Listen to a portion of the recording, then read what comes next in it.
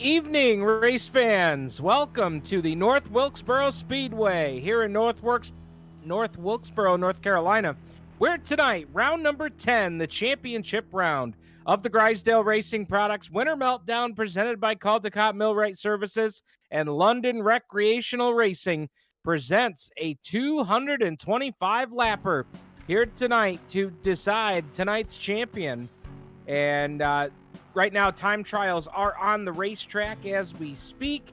We will determine the top 20 drivers that will make their way directly into tonight's main event. That will leave us with the remaining field from 21st on back, who will then compete in tonight's B main, which will be 12 laps in distance around the 0.6 of a mile here at the North Wilkesboro Speedway, one of the newer racetracks on the iRacing service over the last year or so. And coming into tonight, we tell you it's our championship round.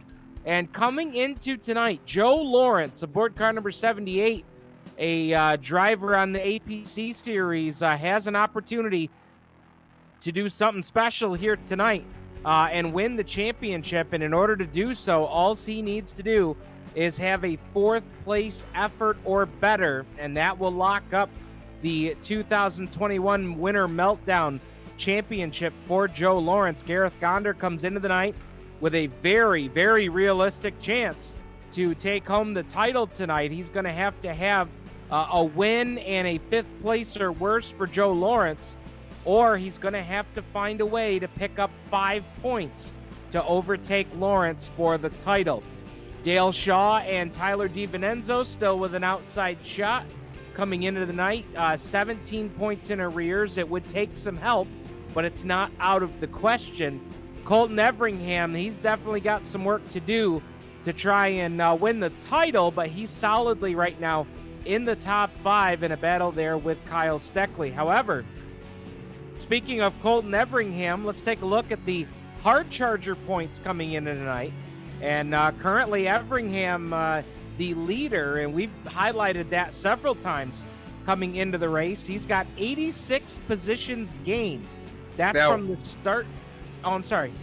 No, you're absolutely right. I'm sorry to just jump in, Steven. I've had some technical troubles, but you can make up 60 hard charger points in one night if Colton were to start on the pole and finish last, Wally Wilson were to start last and finish first. So it is a huge lead, but it's not insurmountable. Okay. All right. Very good. So Colton Everingham comes into the night with a 31-point advantage in that hard charger race over Wally Wilson. David Rockwood with 48 points. Johnny Morrison and Roland Croteau round out your top 5 in the hard charger spots gained category coming into tonight. Currently, as they are in their time trial session right now, Trayton Lapsevich with a fast lap tonight of 18.295, and Adam Ross joining me here in the booth, getting ready to go here for our championship round. And Adam, there's a lot of anticipation for the event here tonight. Yeah, maybe you can see the rundown, but one of the big stories right now, Joe Lawrence did not have a good time trial effort. He is deep in this B main. So even if he wins this B main event, he'll start 21st in tonight's feature, and I would not want to be in the midst of that pack. No, not at all. And Lawrence, you're correct. Lawrence is going to roll off 11th here tonight. In the B main, not in the main. That's in the B main. As we'll start to show you our starting lineup here. TJ Edwards, Eric Hinks are going to bring them to the green in tonight's 12-lap B main. Paul Pepper, Matt Shirley will make up row number 2. Then Colton Everingham finds himself in the B tonight. He'll start alongside Chris Hebert. Jordan Morris, Tom Gibbons will make up row number 4. Brandon Schauler and Brandon McFerrin will make up row number 5.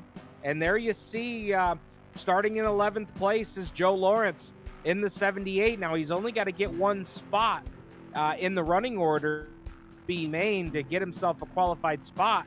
We will take the top 10. But as Adam alluded to, he's going to try and get every spot he can here in the B main. And even if he wins it, he's not going to start any better than 21st. So that's going to make for quite an effort on his part here. And yeah, if you're Gareth Gonder, man, you don't want to wish bad luck on another competitor, but boy, that's got to have him feeling pretty good about his starting spot here for the A main. Well, I would think so, and tonight's race is a long one. It's 225 laps, and these drivers only have one set of change tires to go to. So tire management is going to be important. It is hard to drive through a field of competitive cars and maintain tires. So Adam, from behind the wheel, tell us a little bit about your experience, some of the other drivers' experience here at North Wilkesboro. This is a very unique racetrack on the circuit. Yeah, it's one that most people are pretty excited about. It's got some bumpy spots. It's rough. What I like about it is the big sweeping turn. So it's very easy to overdrive the track and get yourself into trouble. So these drivers are going to have to mind their manners. I mean, in the B main, they never mind their manners. But in tonight's feature event, you've really got to conserve some tires. So you've got to get into a groove and turn some laps. Hopefully they learned from last week's race, which was a tough one to watch, that racing under green is a lot more fun than driving around under yellow.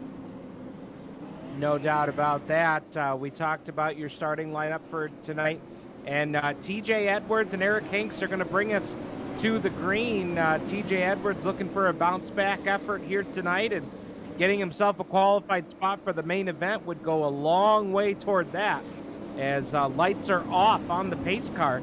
And Adam, we're getting ready to go green flag racing here for 12 laps in tonight's B main. Again, the top 10 in the finishing order will make it into tonight's 225 lap championship round of the Grisdale Racing Products Winter Meltdown. Tonight's B main is underway. And getting the jump is going to be Eric Hinks in the 16. He's going to take over the top spot as they work down the back straightaway for the first time. Look out, contact there for third as the 12 of Shirley goes around. And is that the 78? Is that the 78 of Joe Lawrence? Oh my goodness. Big storyline right there. Yeah, just what Joe Lawrence did not need in that 78. As Matt Shirley heads down pit lane with plenty of damage. Let's have another look.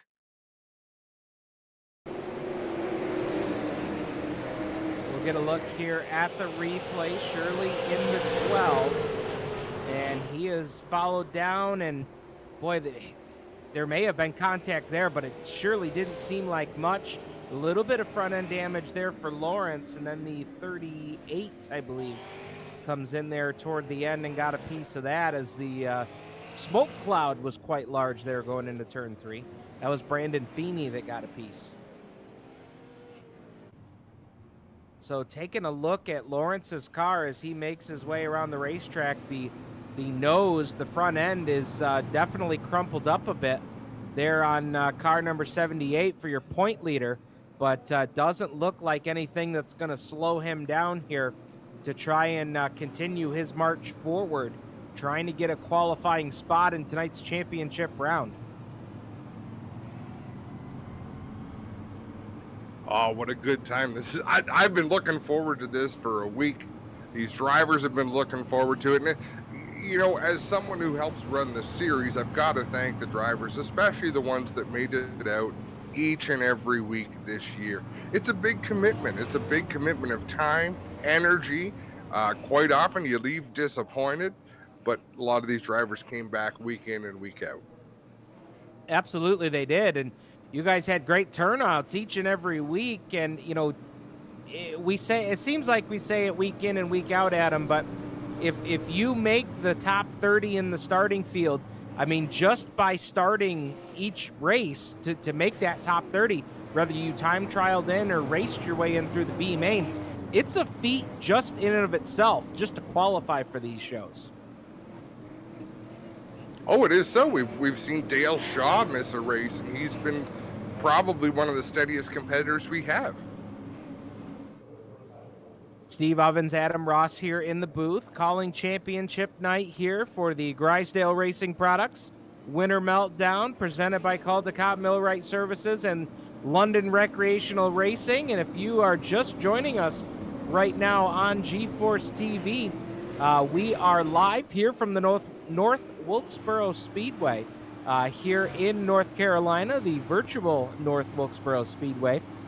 We are going 12 laps here for our B main event. We're taking the top 10 to go into tonight's main event. And tonight's main event, 225 laps for our championship round. And right now we are on lap 1. Lights are off on the pace car, and they will get the green next time by out of turn 4. And that will officially put lap 2 on the board when they take the green. And green flag is out. Field storms down into 1 and 2, and everybody looking for the appropriate amount of racing room. You notice TJ Edwards, who started on the outside lane that time, Adam, he got the jump, and he'll take the lead here off the turn 4. Yeah, I think we'll see a lot of that as the night goes on. It's a more comfortable line to get on the throttle than having to pinch the car down on the bottom. Joe Lawrence working his way through the field. Right now, that'll put him up to position number 7 as Brandon Scholler got pushed out to the outside just a little bit there, trying to get that car reeled back in. He'll do so and get it pulled down to the inside lane. That's the preferred line through the corner, and now Joe Lawrence going after the 64 here of Brandon McFerrin, and there you see the damage on the front. Now, if he transfers through to the A main, they'll have an opportunity to get that all repaired. That car will be a fresh car coming out for the championship event, but he's just got to keep that nose clean. Little wiggle there coming off of turn 2. Yeah, these cars will definitely be unstable out there. You carry a lot of speed, and they still have enough torque to break the back end loose at any point. Right now, we got a good battle going here for the top spot as Colton Everingham putting the pressure on TJ Edwards for position number 1. And boy, look at Hinks behind him. Little bit of contact there up at turn 4. And now Pepper's around in the 29. Caution flag will come out. Oh, that's a terrible break there for Pepper, who was in a transfer. Yeah, unnecessary hard racing. There's no, you're in the show. That's all that matters. Just cruise. I'll tell you a story within a story as well. In 9th place, the number 46, Billy Zardo, looking to qualify for his first race of the season. Awesome. Well, that would be cool for him. He's got to hold on to that position that he's in. He's got an insurance spot right now running in 9th. We're going to take a look here at the replay.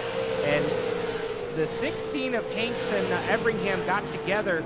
And as Hinks checked up to let Everingham gather it back up, the memo just doesn't get passed quick enough down the line, and Pepper not able to check up in time and got the short end of the stick there. So we are under yellow here as we've got 7 laps in. We're going to have 5 to go, and you'll see Pepper work his way around the field, getting realigned. So right now you're running order here in tonight's B main. TJ Edwards, Colton Everingham, Eric Hinks, Tom Gibbons, Brandon McFerrin, Joe Lawrence, Brandon Scholler, Jordan Morris, Billy Zardo, and Brian Wilson currently your top 10 as they run, getting ready to come back to green next time. Lights are off on the iRacing pace car, and it will be a single file restart, getting ready to come back to green next time by. So the tension continues to mount in these races. I think we've got it a little bit better this week. We had a long consi last week. That was obnoxiously long. This one's going a lot better so far. Oh, absolutely. Yeah, a lot of green flag laps here so far. I've had a couple of slowdowns, but you know, you talk about the tension, Adam, and I think that's something that we saw on lap 1 and something that we've carried over here to lap 7. You know, a lot of drivers are tense right now, and you know, that is such a hard thing to try and, you know, compartmentalize that part of your race, is knowing you're in a qualified spot, but trying to race. That's the hardest thing. You want to race. Everybody wants to win. Doesn't matter if it's the main or the consi. Guys want to win, but it'll be interesting to see what happens here over the last 5 laps. And lights are still on the pace car here, so I think we'll get the one to go this time by. I misspoke a few laps ago, and yeah, lights are off now, and they will get them doubled up, so we will double them up here for the restart. TJ Edwards, Colton Everingham, and here's something to keep an eye on as we ride on board here on the bumper cam with Everingham. Keep an eye on that outside lane, but the outside lane has been very good at him on these restarts. Yeah, it's no disadvantage at all. Once you get up to speed, I think the race is on to get down to the bottom. But even still, you have room on the outside to overshoot the corner and gather it in. The trouble is, what happens then? Will you be 3 wide? Do you get back in line? So many things can happen. Well, we are back to green. Look out, Hanks in the 16. Tom Gibbons is upside down in the 10. He will land it on all 4 tires. Question is, how much damage is on that car? He is able to continue on here. And they were jamming up there into turn 1, and it was more than just 1 or 2 cars. There was a whole group of them, a gaggle of cars. So we'll take a look at the replay, see what happened here going into 1. And it looked like Edwards checked up in front of Hanks there, trying to, kind of tiptoe that inside lane into 1. And everybody kind of stacked up behind him there. And unfortunately for Gibbons, now he's going to have to go to the back here for the restart. He almost got T-boned by the pace car, which would have been insult to injury, I think. Yeah, that's for sure. So we talked about Paul Pepper that was involved in the last incident. He's going to go, he's already at the back in 17th. Now, he had a pretty quick car, qualified pretty well, started up in the front 5 to 6 spots of this race tonight, starting in 3rd. And so we know he's got a fast car, and it's not that he doesn't have laps to work with. He's going to have about 4 laps here, but yeah, he's going to have to try and get 7, maybe, 5 to 7 spots here, because we've got a couple of cars that are going to join him at the back here.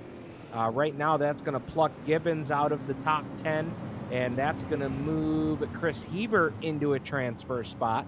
He is just behind Roland Croteau, who started last. He started 17th and has quietly worked his way now up to 9th here, as we'll have a restart with 4 to go when we go back to the green. And Colton Everingham, Adam, has taken over the top spot, and he looks in good shape here to try and get into tonight's main. Colton's done a good job week in and week out of surviving these races, always advancing position. Last week he lost some spots, had an unfortunate incident last week that he really wasn't too happy about, and I don't blame him. Short track racing can be cruel, but almost every week he advances a lot of spots. Should he hang on for this win and start 21st, it won't surprise me at all if he races his way up into the top 10. So these drivers trying to keep some heat in the tires as they'll get ready to double them up here. Lights will extinguish on the pace car, and we'll get ready to turn them loose again next time off of turn 4. And boy, everybody's going to have their eyes on turn number 1 to see who makes it through and who doesn't. It's been Calamity Corner here a few times here tonight. And, while we're talking about drivers that have had some troubles, Joe Lawrence restarting 5th here after getting involved in an incident a little bit earlier. And we're going to go single file here. So single file for the restart. Coming back to green. Green is back out, and they're going to try and get this one finished under the green flag if at all possible. 4 laps to go now. And Everingham with a big advantage down the back straightaway. Joe Lawrence putting a little pressure here on McFerrin into turn number 3. They're in a qualified spot, but Adam, Joe Lawrence is thinking every spot I pick up right now is a better spot I'll start in the main tonight. Yeah, it's hard to detune a race car driver when they're up on the wheel wanting to make moves. He is being plenty careful, leaving lots of room there as he gets around Brandon McFerrin. Make sure to clear him into the corner and keep a couple of car lengths distance. Mark my words, Stephen, tonight we are going to get at least a long green flag run. We're going to see it tonight. As TJ Edwards and Hanks are battling it out here, the 16 and the 34, caution flag comes out. That's going to set us up for an attempt at a green-white-checkered finish. But the yellow lights are on here for caution number 4 here in tonight's B main. And it looks like maybe the 13 of, McFerrin in the 64. McFerrin got involved. Oh, that's a terrible break for him. He was running top 5 here before that yellow flag.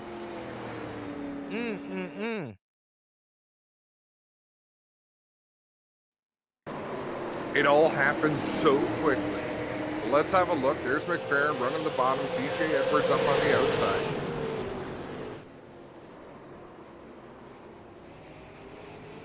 So McFerrin trying to come down to the inside part of the racetrack. TJ Edwards trying to protect that spot. He had just lost a spot to Joe Lawrence. And the two met in the middle going into turn number 3. All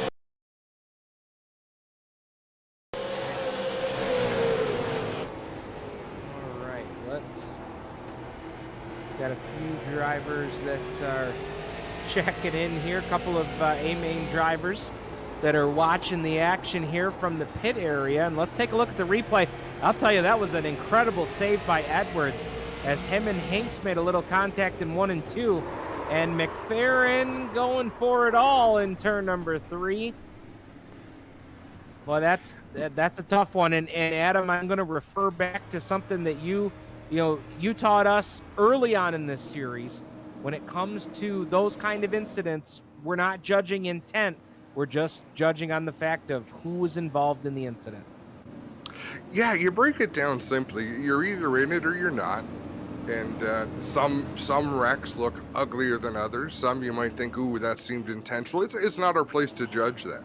You just judge who's involved. You make that call, and we move on. Let's see who is running in the 10th spot right now as we pan back through the field. Who's in the hot spot with 3 laps to go? So with Edwards and McFerrin, I believe both of those cars are going to have to restart toward the back.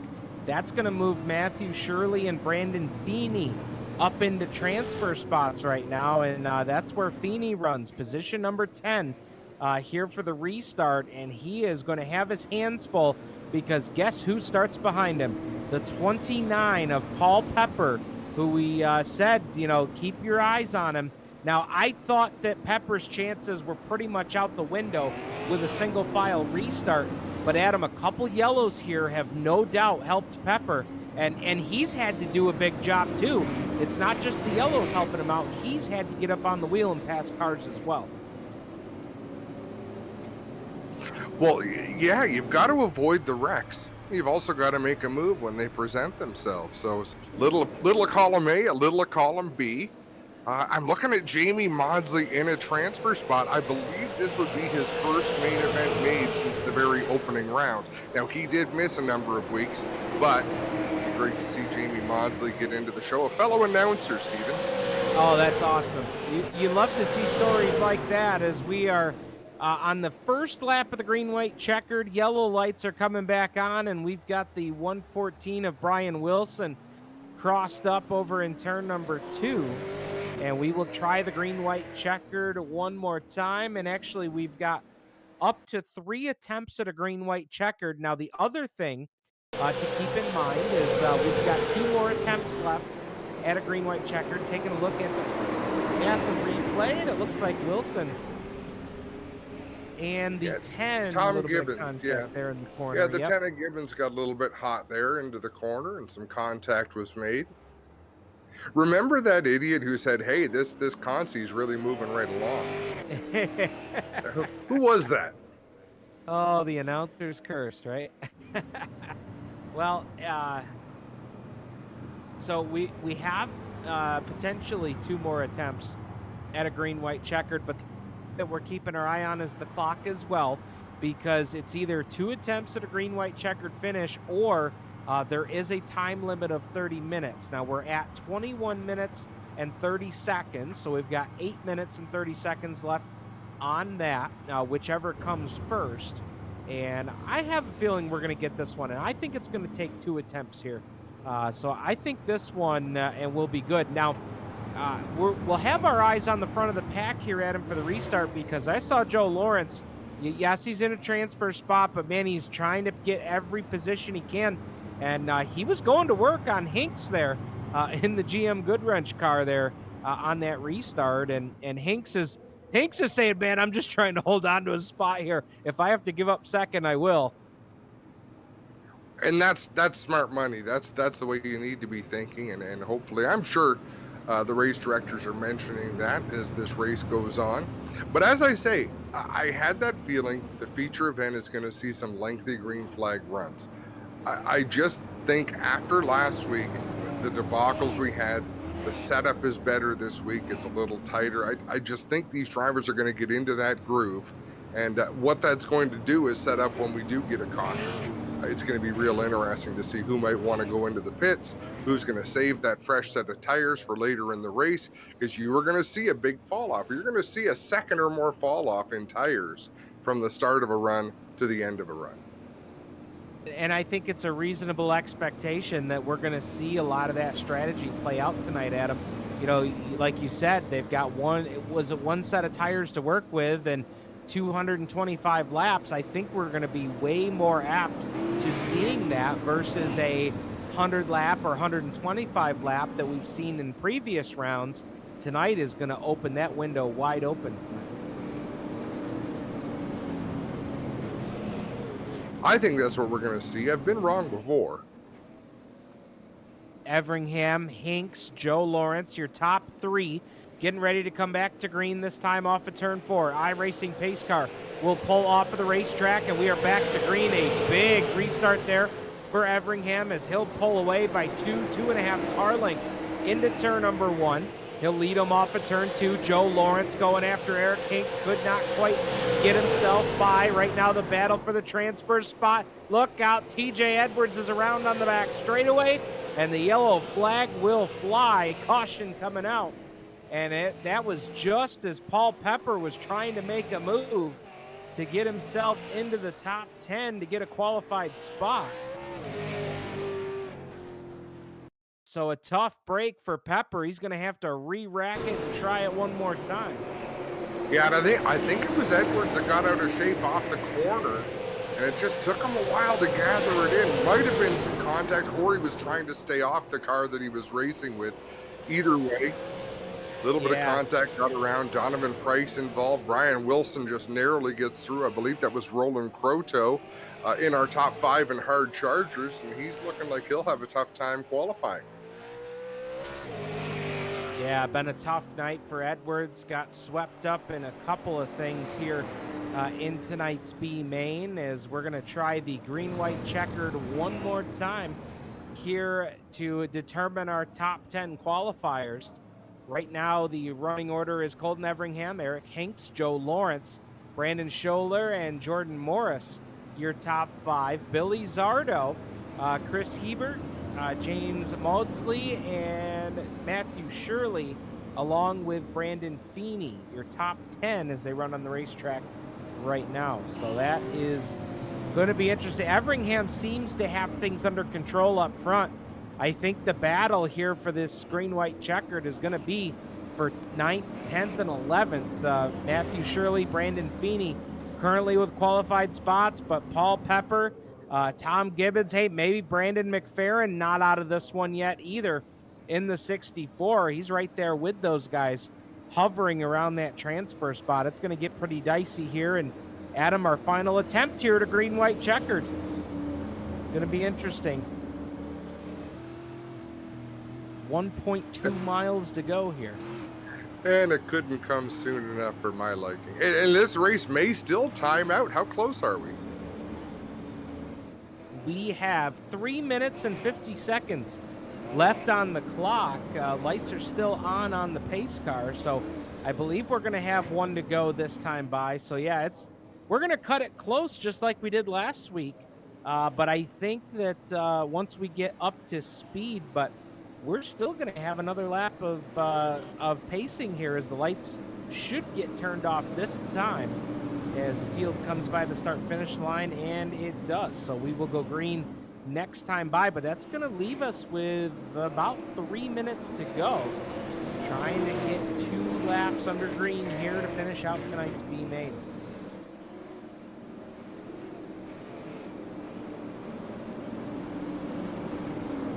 So Colton Everingham, who leads the hard charger points coming into tonight. Boy, if he can hold on to win here, he'll get the 21st starting spot, and he'll have quite an opportunity to add to his total from the season as green lights come back on. Green-white-checkered it will be here in tonight's B main. Joe Lawrence quickly going after Hinks here in the 16, and he's got an opening. And there goes Lawrence, just real patient, and the yellow lights will come back on. And Adam, I believe that's going to do it. I think this one will end under the yellow flag. Let's see how. Donovan Price.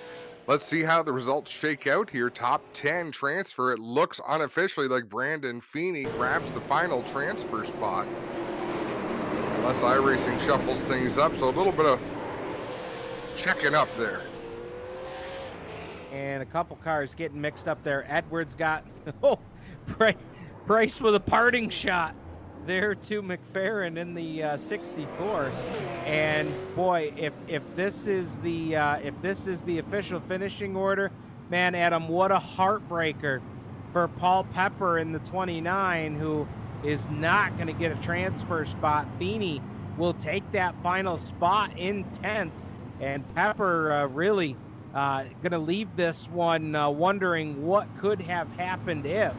As he didn't even get a shot there on those last 2 green-white-checkered. So, but if you're Brandon Feeney, man, you're not hating on this at all. You're going to the big show.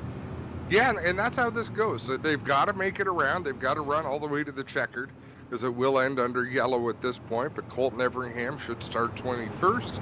22nd should be Eric Hinks. 23rd will be Joe Lawrence, so he's got his work cut out for him. Who's that behind Lawrence in the all-white car? Brandon Scholler in the 21. I have that right, Scholler? Yep. Yeah. I say Schauler, but I'm not sure if I'm right or not. So, okay. We will see. Congratulations to Billy Zardo. As long as he doesn't turn down pit road, Zardo is going to qualify and race in the final main event of the year. Yeah, no Mark Martin stunts here. Keep that car on the racetrack, and they are going to the big show.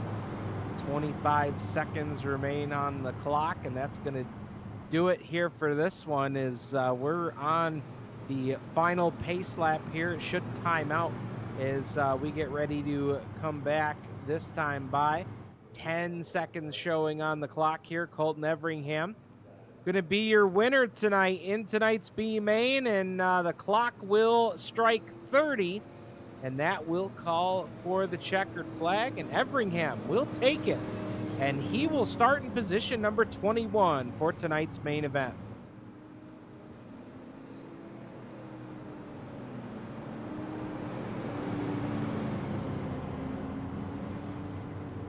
Lights are off on the pace car. I believe we're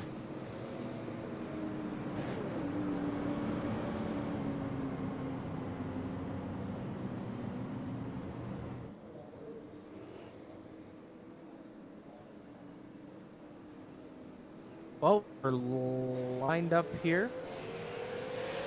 Pace car going to pull off the racetrack. We're back under green. Possibly a green checkered finish here.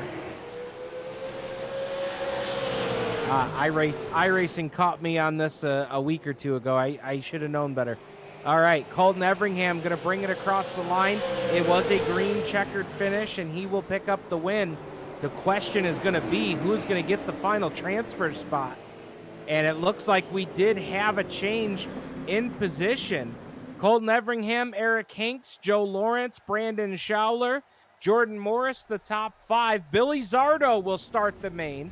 He'll finish in 6th. Chris Hebert, Brandon Feeney, James Modesley, and Paul Pepper did get the final transfer spot to finish in 10th, and I believe it was Matthew Shirley, the car that got shook out of the top 10 on that final green checkered finish. Disappointing for Matthew Shirley, Tom Gibbons, Roland Proto. Guys that were very supportive of the series, ran a lot of races with us, but someone makes it in and somebody doesn't. That's the way this game goes. Absolutely.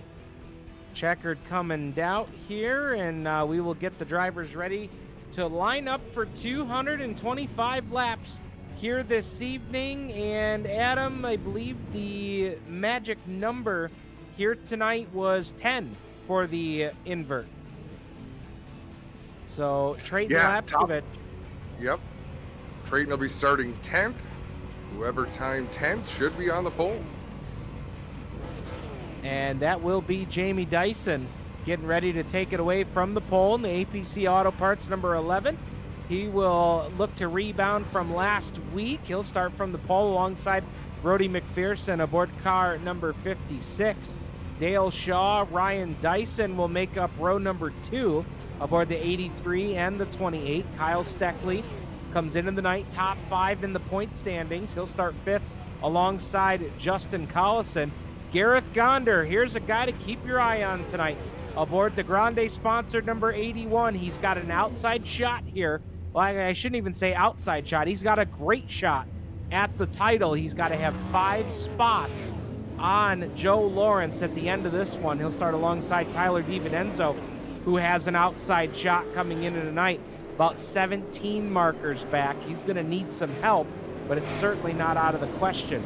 Dustin Mombercat and Trayton Lapkovich will round out the top 10 starters. You'll see the rest of the field roll through the screen as we get ready, Adam, to go 225 laps, 30 cars, 1 set of tires to use at some point during this race. It is a fixed setup race, and there are no damage clears for these guys to use tonight. No quick repairs on pit road. This is going to be fun, and I agree with you. I think we're going to see a lot of green flag laps here, and I would anticipate we'll see a lot of those early as guys will try to get laps up on the board. But regardless, this is going to be a fun one tonight as we decide a champion. Whoever wins the title here tonight, they will have earned it, Stephen. Week in and week out, qualifying was hard. Surviving was hard. Finishing was hard. It was very rare for anybody outside of the top 2 or 3 finishers to run an entire night clean without getting involved in some sort of a mishap.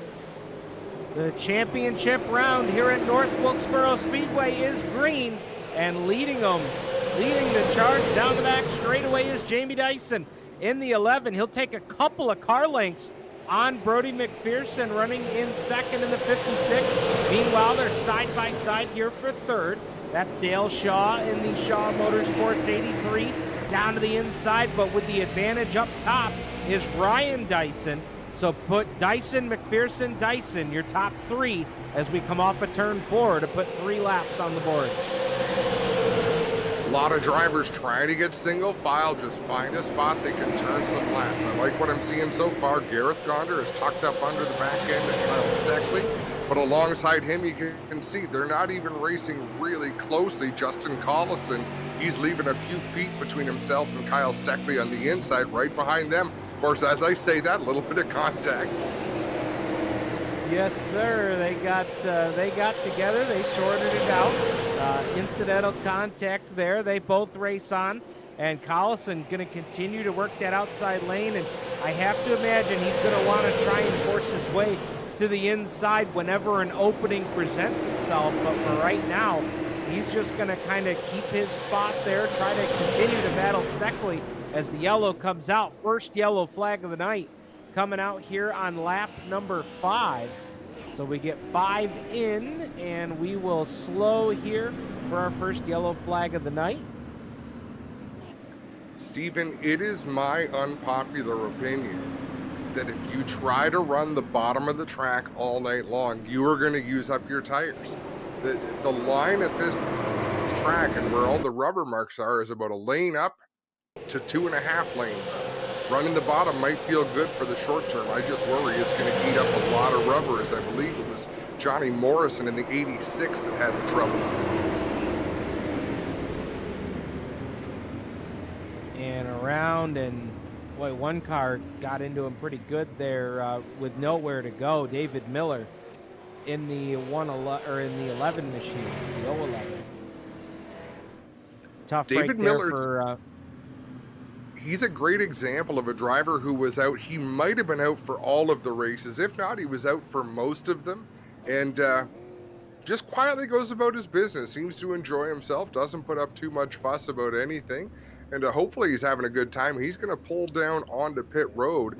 They'll do some repair work wisely. He unselected tires because you can see the car did not go up in the air. If he took those tires off, he would be stuck with the same tires for the next 220 laps. I can't even imagine how miserable that would be.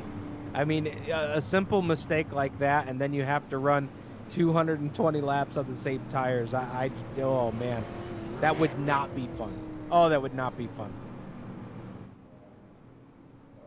So we are on lap number 8 officially of 225, championship round here, coming to you from the North Wilkesboro Speedway here in North Carolina.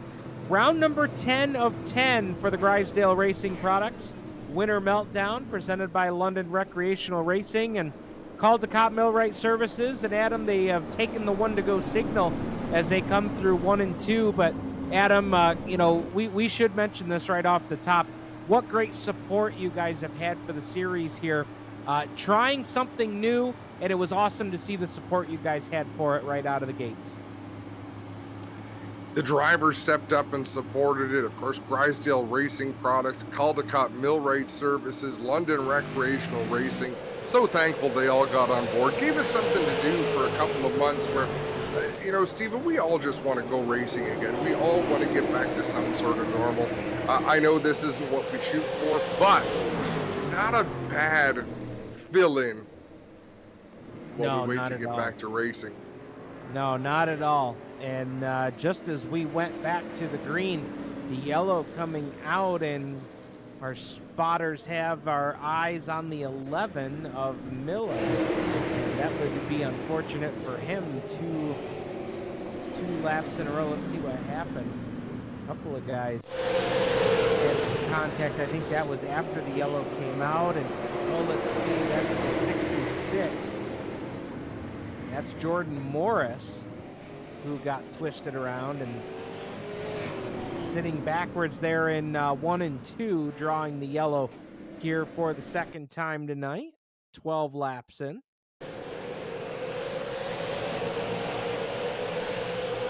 And this was right off of the restart here, and he's going to have a little assistance there from the 16, one of our transfer cars from the B main tonight.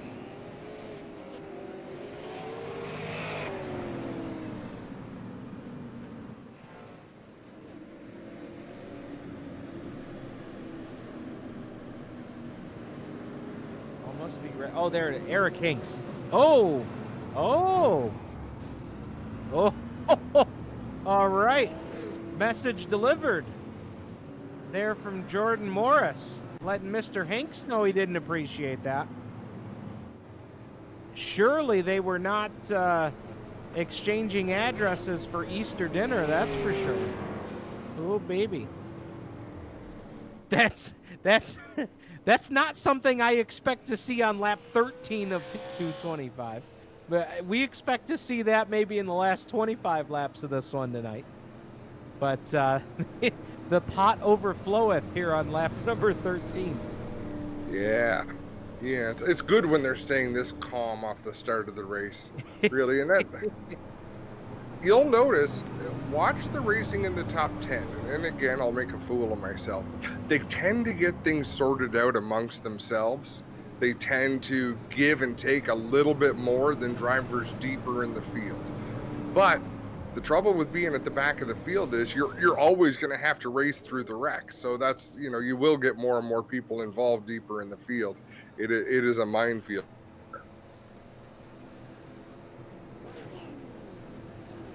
And so Morris will get an EOL penalty here from the tower that will send him to the back. If you're new with us here on our iRacing coverage here on GeForce TV, an end-of-line penalty, also referred to as an EOL, which is very similar to your flagman at your local dirt track or your local short paved track, short track.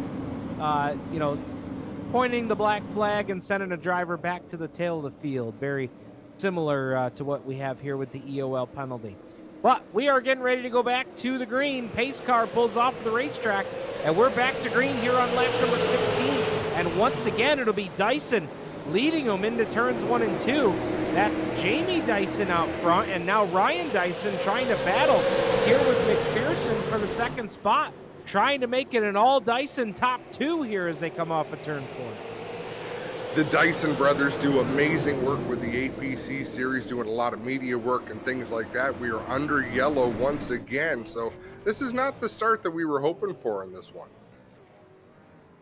Back to the yellow here for the third time here on lap number 17. So why don't we take this opportunity here? We'll take a look at the replay, and then maybe we'll get some words out of the way here from some of our great supporters here. And let's take a look. We got our eyes on the 13 machine. That was Modesley and Morris. Ooh, caught that wall opening.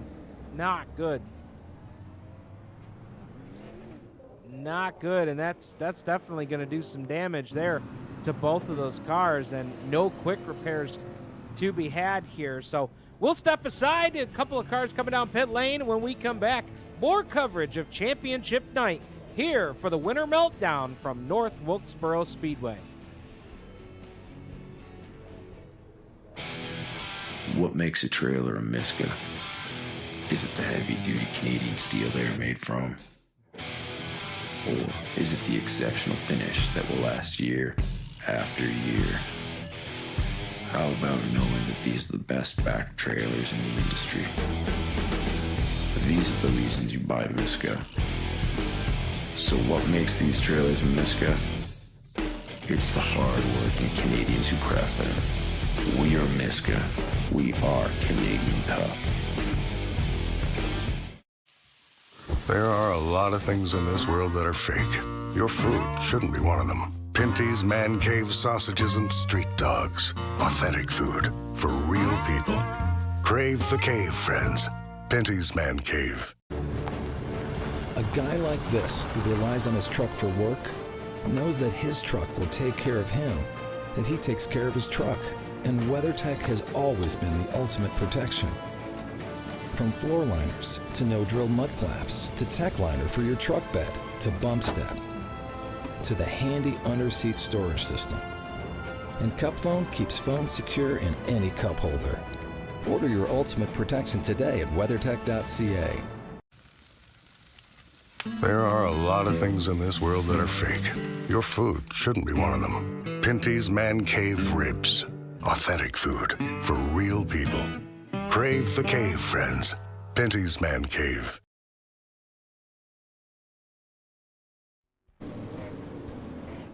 Welcome back to North Wilkesboro Speedway. Live coverage of the Grisdale Racing Products Winter Meltdown, presented by Caldecott Millwright Services and London Recreational Racing.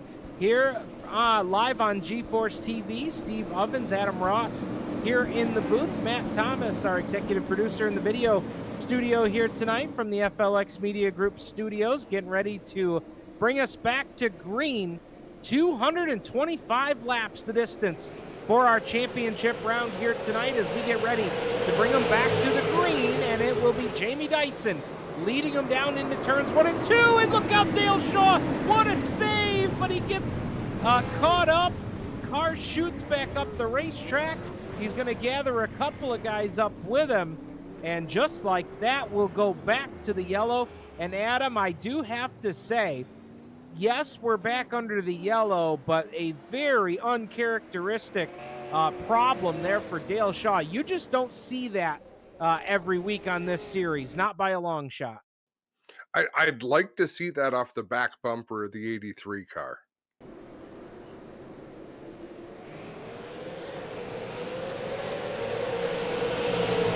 Back to green, headed down into turn one. And it was a great save. And then the car kind of veered back to the right a little bit. May have been a little contact on his left side there when he was trying to save the car, but it did appear that he had some help. We'll take a look here from Shaw, and this one will be from the rear bumper. Yeah, right there. And Ryan Dyson has been assessed an EOL penalty. So Adam, the tower, seeing exactly what we saw here on the instant replay, and they were all over it. Yeah, again, so Dale closed the door on the 28th with a great restart, which is his right to do. If you clear the car, you can move down in front of them, and that's what he did there. And just whether it's a mistimed move, regardless, again, you don't have to judge the intent of someone. You just have to judge, okay, there was contact. We think it contributed to the accident, and both drivers to the back. It's an unfortunate circumstance for both of them, but I will say this. We're at lap 25. We've still got 200 laps to go, a long way. Maybe, I don't know, Adam, maybe this even kind of plays the strategy hand for them and puts them in a spot where they may be a little more aggressive on strategy now, knowing they're coming from the back. I think it could be interesting to see how that plays out as we go on here. Yeah, it definitely changes your mindset. It changes the way you're going to drive the car, and you're certainly going to have a different mentality from the back of the field than you are at the front. So if I'm the leader, although what do you do if you're leading the race? If you're Jamie Dyson and you're out in front, let's say you get to the halfway mark and we get a yellow. Do you pit? Do you pit early? Do you pit late because you're out front? I mean, there's so many ways to win these in strategy, and there's even more ways to lose them. Couple of drivers, actually one driver that I wanted to mention before we go back to the green here.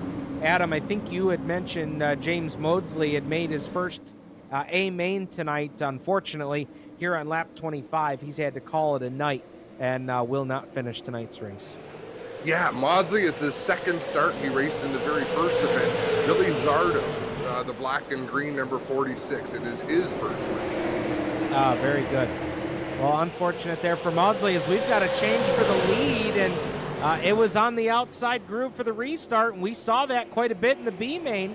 You've got a new race leader here on lap number 28, and that is Brody McPherson.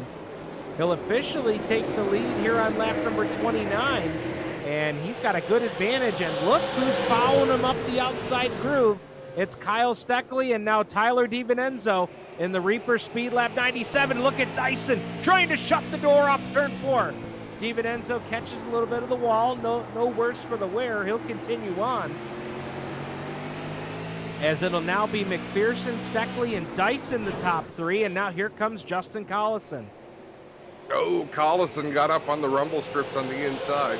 Did a nice job keeping his car from sliding too far up the banking, but that outside groove, as I say, with a green flag around that outside groove, your car is going to thank you, your brakes are going to thank you, your right front is going to thank you.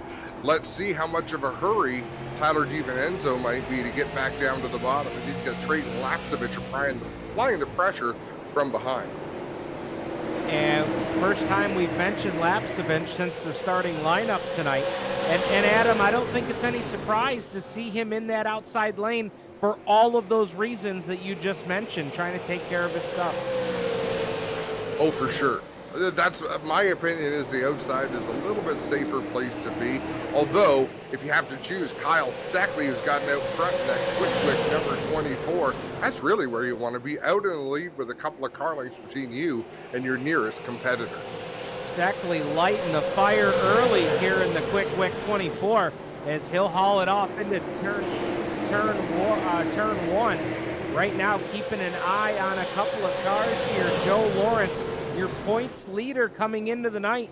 He's got to have a finish of 4th or better to lock up the series title here tonight. He started all the way back in 23rd, and here on lap number 35, he runs in 9th. Boy, one car got really out of shape. That may have been DJ Christie in the 5, and now another car peels off, and that is Pepper. Paul Pepper in the 29. Caution lights are on as he's nose first into that red and white guardrail on the inside of the racetrack. Well, by our standards, that was a fairly long green flag run, I think, wasn't it, Stephen? That was not bad at all. We had 2 lead changes under the green. So we'll take a look here at the instant replay. Steckley, the new race leader. And let's see what happened here. I think what happened was the 5 of DJ Chris. Boy, look at that 4-wheel slide through 1 and 2. That made the 6 of Husby checked up, which made the 29 of Pepper check up as well. That's a tough one.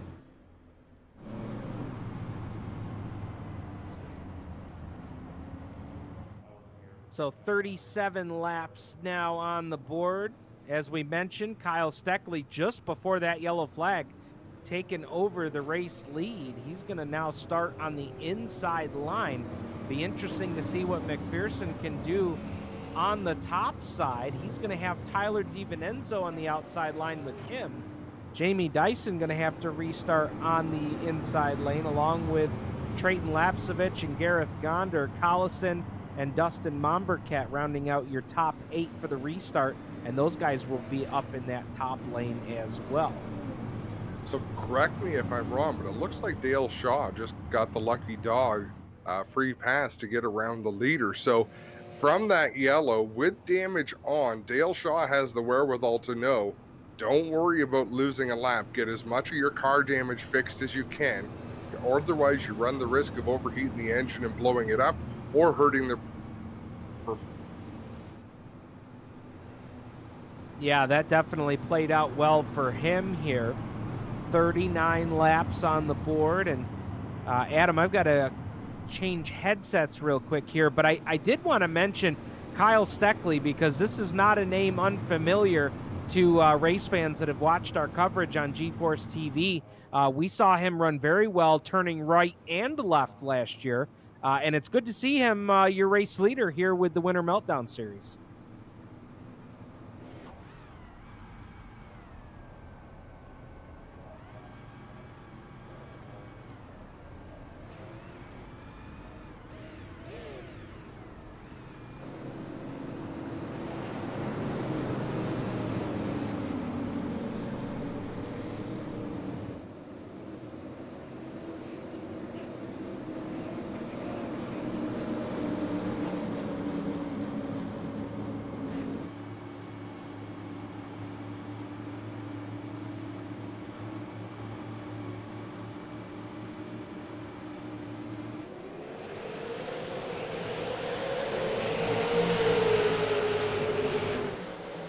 We are back underway as Kyle Steckley will lead them into turns 1 and 2.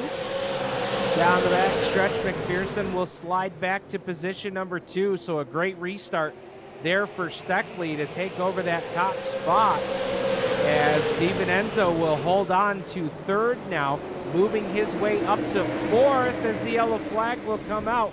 Is Trayton Lapsevich in the 32. Oh, and Christie is upside down in the 5-star. So he went from a 4-wheel slide to Joey Chitwood style up and over in turns 1 and 2. I'm sure that instant replay is going to be quite wild.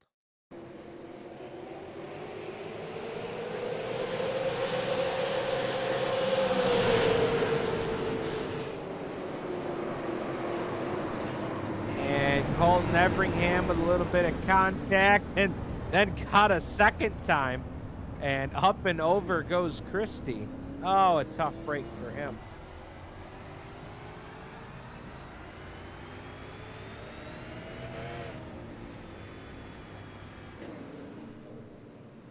So caution out here, 44 laps in the books. And Dustin Mombercat, he's having a little fun with these guys in the driver chat tonight. Every time the yellow flag comes out, Mombercat posts how many laps there are to go. So I think Mombercat trying to send a little bit of a message here to his fellow drivers under the yellow. As you see Christie on pit lane. And that looks like Garrett Teemersma also on pit lane in the 17. Have you noticed if anybody got 2 EOL penalties yet?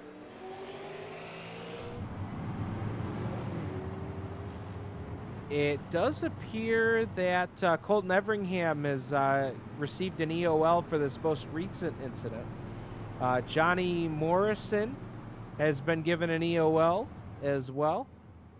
And we know Ryan Dyson has as well. So just trying to keep track in the back of my mind. I believe David Miller, maybe from earlier on, I'm not sure, though his spin sort of relegated him to the back.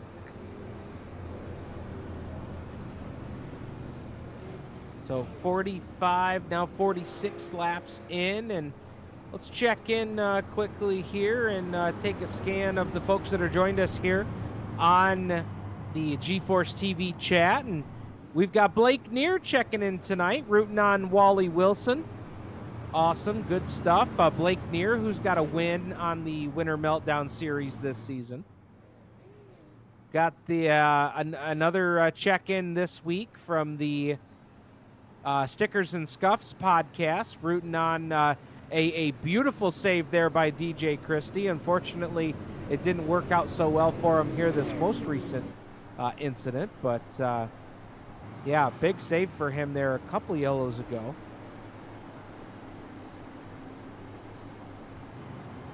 Don Martin sharing a nickname here, Slicin' Ryan Dyson. I like that one. I like it a lot, Don. So there you go. Got folks checking in already, and they've been checking in with us since we went live here tonight. Love to see it. For all the folks that are watching here tonight, and I see a whole pile of you here watching on GeForce TV, don't forget to hit that thumbs up button. Hit that thumbs up and let us know that you like the coverage as we're back to green. And oh, look at a four-wheel slide. Boy, I didn't catch what car that was that did it, but almost another incident in turn one. And it's a good thing he saved it, because that would have been a mess. As the yellow lights are going to come back on. Somebody didn't make it through. Man, I'm going to have to try and get eyes on what car that was. That was absolutely incredible.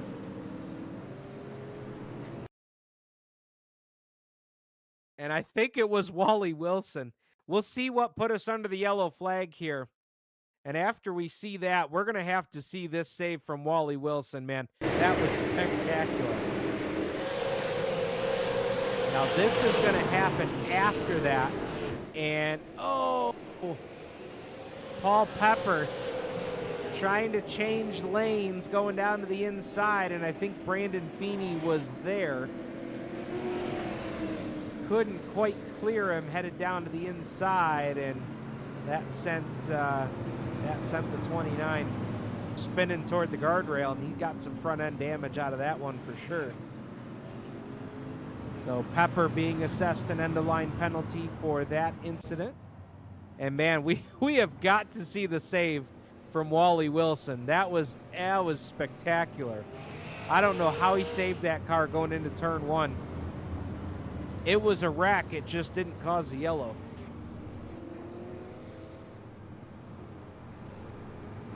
So still going to be Steckley up on top of the leaderboard here. 51 laps in. I'm trying to speak sparingly here, Stephen. My internet connection is terrible. Oh, 10 for it. All right, let's watch. And oh, Wilson had some help from behind, but look at this. Four-wheel sliding through 1 and 2. Gathered it back in, and I think he only lost 1 or 2 spots at most. And then actually he had a great view off the spoiler cam of Pepper going down to the infield and back out toward the outside concrete. But boy, talk about having a handful of steering wheel there for Wally Wilson.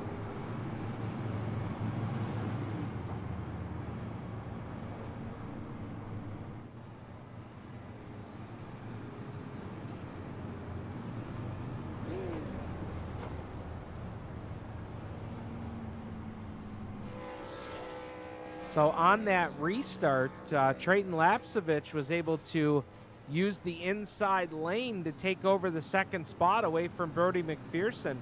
And that is going to put Lapsevich on the front row alongside Steckley here for this restart. Lights are off on the pace car.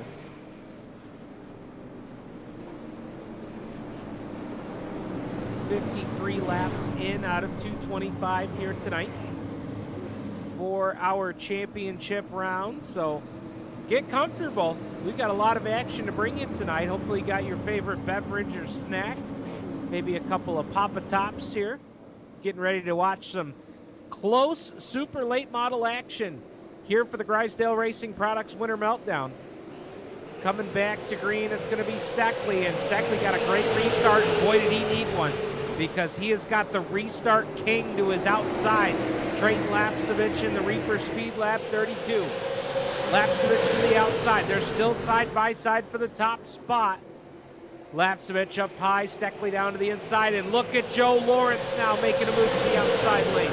Lawrence, your point leader in the 78, coming into tonight, as he'll go side by side along with the 56 up in Pearson.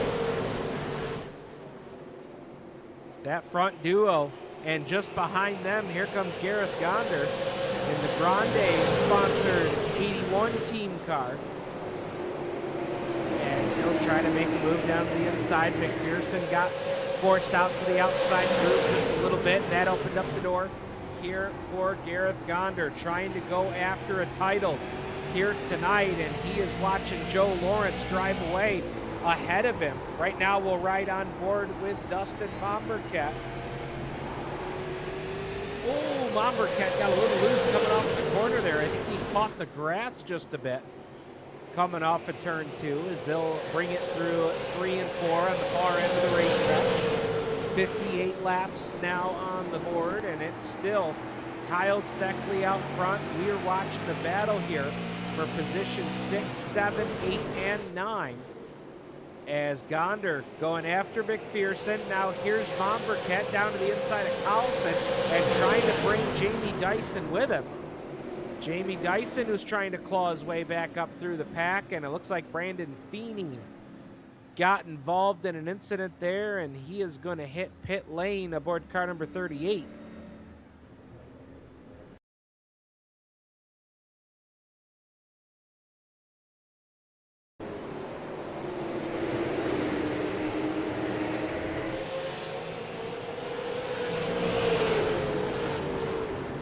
Wow.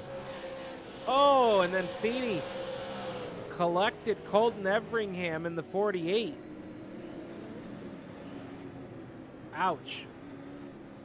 Yeah, he's going to have front end damage, rear end damage, and he wisely brought that down pit lane aboard the 38 to try and make some repairs. He is going to go for the tire change. Oh boy. So that's going to put him, did he go right sides and left sides? Oh, yes, he did. All 4 tires. Boy, that is going to be a long, 155 laps, it looks like. Boy, you're going to have to take it easy on that one. Miller in the 11 will hit pit lane as well, as will DJ Christie. In fairness, if you take all your tires right now and then just ride at the back, all you have to do is stay on the lead lap if you're confident everyone else is going to pit. So you just cruise around at the back. We'll see if he has that kind of willpower to do that, because you've got to imagine most everybody ahead of him will pit, so we won't have to pass them. That is a true statement. That is a true statement. So that'll probably come down to what damage he has on that car Drayton Lapsevich scored as the race leader. That must have been a pass as we were keeping up with the battle back there for 6 and 7. So Lapsevich was able to find a way by. And I thought Steckley had done a pretty good job on that restart, because we know how lethal Lapsevich is on restarts. And Steckley, not only did he stay with him, he stayed ahead of him there for a good number of laps there before Lapsevich got by.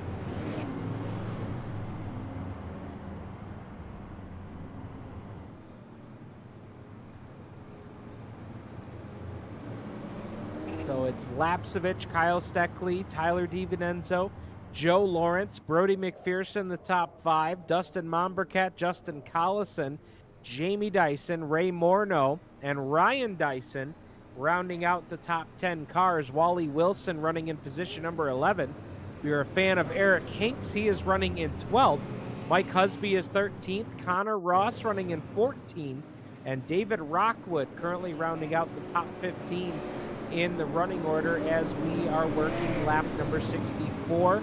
Field will get doubled up here for the restart, and once again it'll be Lapsevich and Steckley on the front row. However, this time by, it will be Lapsevich on the bottom, Steckley on the top here for the restart, and that also is going to give that top lane to Joe Lawrence. And my goodness, what a run from the back Lawrence has had.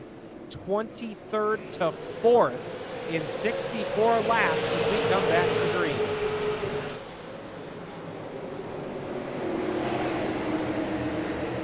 Boy, Steckley trying to hang on to that right rear quarter of Lapsevich, but Lapsevich is going to clear him into 3 and 4. So maintaining the race lead will be Lapsevich. DiVincenzo and Joe Lawrence will battle side by side here into turn number 1.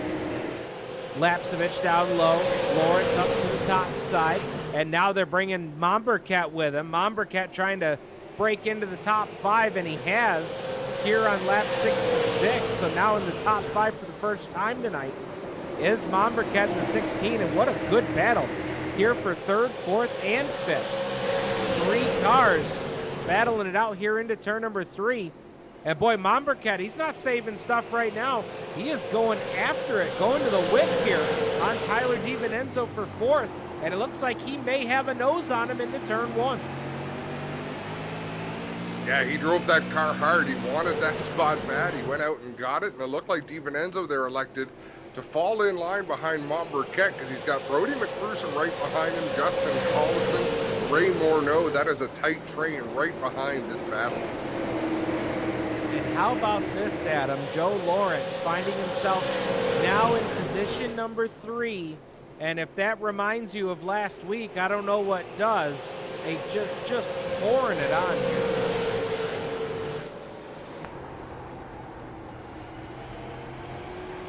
Well, right on board with Joe Lawrence, our points leaders settled into that 3rd position out there. And you'll see you don't give very much wheel input going into the corners here, Stephen. Oh yeah, riding on board here with Lawrence. Wow, that's incredible, Adam.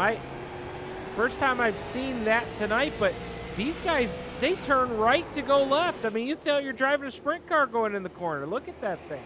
So these super late models, they're a radical chassis, and even iRacing the sim understands how that works. So once you hit the brakes and the suspension starts to go to work, that car wants to turn left. You have to resist the urge to turn the wheel left. Otherwise, you'll spin out going into the corner every time. Wow, that is good stuff. And right now we've got our eyes on Ray Morneau, who started 11th. He had fallen back a couple of spots, but now has worked his way up to 8th. And now he's in 7th as we got one car around just behind these guys. That's the 16 of Hinks, and Morris. Oh boy. And those two, yeah. That was a bit of an issue earlier on in the race. As we stay green, they are off of the racing surface, so we do stay green. And Hinks and Morris are having a conversation on the driver chat about it right now. As, yeah, Jordan Morris and They have drawn their swords here on lap number 74. Now make it 75. And as we cross the line, it's actually 76 here for Trayton Lapsevich. Steckley running in 2. Joe Lawrence 3. Monberquette now up to 4. Tyler DiVincenzo running in 5. What I would watch for now, Stephen, is the attitude of these cars right there, just as they're entering towards the center of the turn. We're gonna soon see who's overdriving, who's underdriving their cars. Because if you've been overdriving earlier on in this race, you're really gonna have a hard time rolling through the center of the turns. A driver who has been able to conserve, you're not gonna see a lot of activity, just like we saw Joe Lawrence's hands on the steering wheel. I'd like to ride along with Tyler DiVincenzo. I've actually found him to be one of the smoothest drivers that we've had all season long. And as we ride on board here with DiVincenzo, one thing I'm noticing, Adam, and I think it goes to something you're saying there, is he's able to keep his car a little bit lower, kind of trying to hug that white line a little bit better. Look at Monberquette just ahead of him. Monberquette can't quite roll the center like DiVincenzo does in the 97. I'll tell you what I noticed. If we get the chance to interview these guys later on, the only thing you can change on these cars is your steering wheel offset, your steering ratio, and your brake bias, front rear brakes. Joe Lawrence barely moved that steering wheel. It makes me wonder if he's stuck with the 10-to-1 steering ratio. Watching Tyler DiVincenzo, even our producer Matt says, wow, he's got a ton of input on that wheel, and it does look like that. But if he's running a 14-to-1 steering wheel where you have to turn the wheel farther to get into the corner, what that does over a long run on tires, if you have a higher steering ratio, 14-to-1, in theory, you'll save tire wear, a lot of tire wear on the front tires, because you're not scrubbing as much with it. So you're having more wheel input, but not necessarily moving the tire more and essentially wearing that tire. So think of it this way, the wheel left to right, I'm not talking about the rolling wheel, turning the wheel left to right happens much slower if you run a 14-to-1 steering box. So you have to turn the steering wheel farther, but the front tires like it because they're not having to turn as sharp and scrub off some of that speed going into the turns. Because scrubbing out that speed generates a lot of heat. I love it, man. Our tech tip for the night. I like that. Steckley riding on board with him, and boy, he had a handful coming off of turn number 4 as he really had to gather that car back in to get it underneath him. And yeah, I mean, 85 laps on these tires, Adam. I'm not surprised to see some of what we're seeing right now is, you know, guys are trying to, you know, still run quick laps, but boy, they're having to keep that rear end underneath them, which gets to be tougher and tougher the more laps we get on these tires. It's really all about balance. I don't even know if you can do this or not, Matt. Can you freeze a shot of the corners so the camera doesn't pan so we can watch every car kind of go through the turns and watch how many different lines people are running? I don't know if that can be done or not. Yeah, we've got Joe Lawrence here in the 3rd spot. We talked about Lawrence earlier, trying to make his way to a championship here tonight. Has the point lead, and boy, a close call there for Lapsevich. And Adam, here's that shot you were talking about. So once we get that shot, just have a look at how many different lines they're all going to be similar, but this is a game of thousandths of an inch, right? Watch Trayton Lapsevich. That's the perfect line, lap in and lap out. But I still wonder, okay, he's a few feet off the bottom of the racetrack. So watching that 32, he is not going all the way down to the grass going into the turns. Car in trouble. Miller in the 11, caution coming out. And I don't know if he was trying to get to pit lane or if the car just spun out and that's where he ended up. But yellow flag coming out nonetheless for David Miller in the 11.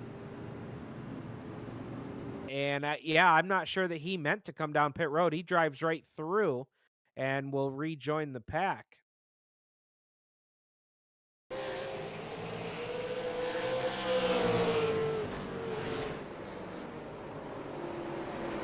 got Miller in the 11, DJ Christie in the 5. Little bumper tag there into 1 and 2. Everybody continues on, and now down into 3 and 4. Look out. Oh, and here comes that wall opening. Yikes.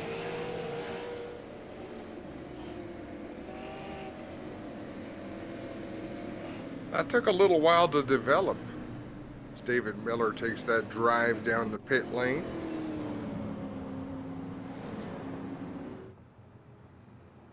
And we'll keep an eye on the race leaders. Doesn't look like anybody is coming down pit road here this time. So we'll see what that strategy plays out to be, man.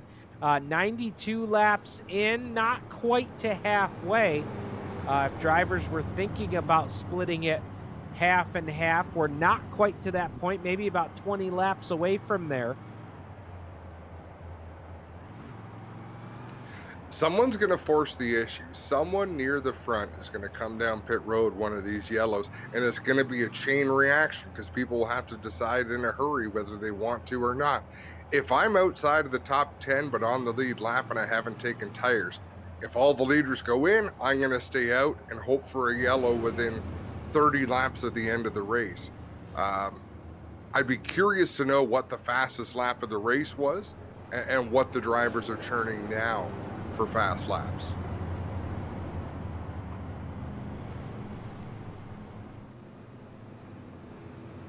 So for Lapsovich,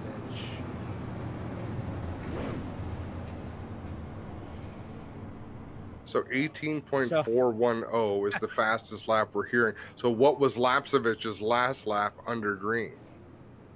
yeah, Lapsovich 18.410 on, and that was on lap 55, Adam.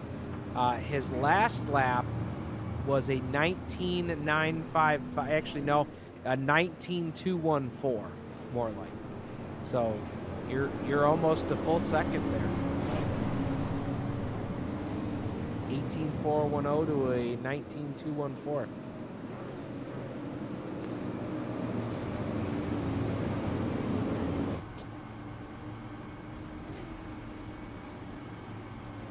Couple of drivers noting, and something we'll keep an eye on here as the field is doubled up here for the restart, coming back to green. This time off of turn 4. Green lights are back on, and Steckley, boy, that car really jumped out from underneath him. He'll keep it gathered in. He's going to fall back to third as Mombercat will move up to second.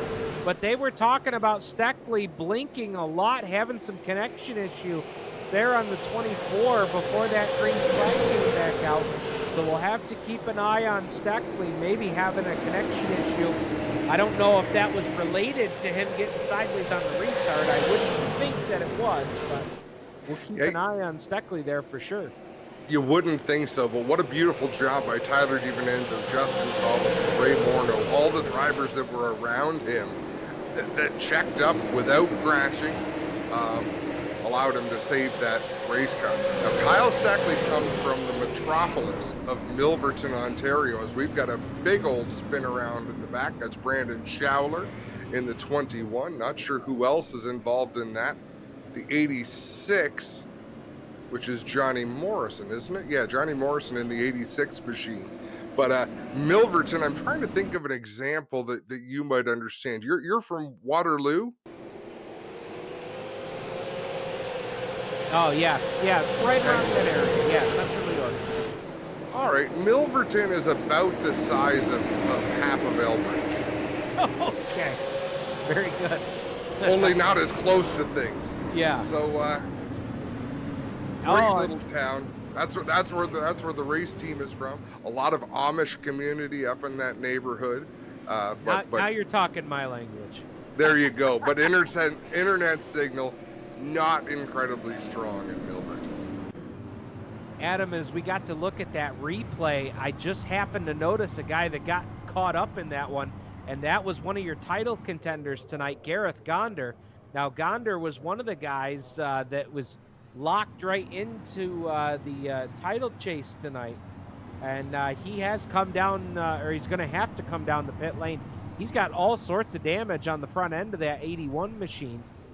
It's not enough to stop progress, but it's I'm sure it's going to affect handling and may even affect the temperature of the radiator and the motor as they continue on here. He's going to stay on the racetrack to keep track position. So obviously it's not affected too much, but he's definitely ruffled up the front end of that car as I have to believe it's been a little bit of a frustrating night.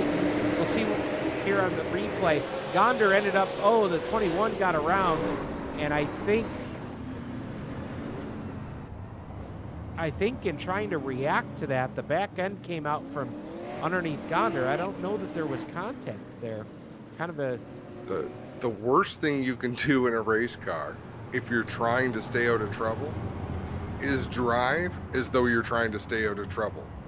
Right? The best thing you can do is what Trayton Lapsevich is doing, get up towards the front. Same with what Dustin Momberket's doing. Easier said than done. Not everyone has that opportunity. But when it's in your mind to constantly be defensive, it's amazing how many problems will find you. And I think that's what Gareth Gonder might be going through right now. He'd almost needs to get to the mindset, look, I got to go to the front, do what I got to do to get towards the front, and then conserve and be there. But it's been a tough grind for him tonight. Well, and this race too, Adam. This has really got to be weighing on Gonder's mind, because he came into this A main tonight knowing that Joe Lawrence was starting, clear back in the second half of the field tonight. He got passed by Lawrence as Lawrence was headed to the front. And now is, found himself in an incident. It's just been a bit of a frustrating night for Gonder. So it's going to be very interesting to see how he rebounds here as we come back to the green. And boy, Collison did not get a good start in the 13 at all. I don't know if that was a missed shift, a tire spin, maybe both. And now Momberket takes the lead.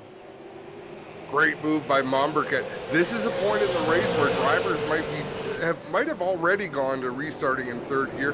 Hell, they might try to restart in fourth gear to avoid tire spin. So they're going to start playing around. Things are uncomfortable, and boy, David Miller, that's kind of our go-to shot when the yellow comes out, is David Miller towards the back there. DJ Christie as well, rolling slow. Let's see what brought this yellow onto the racetrack.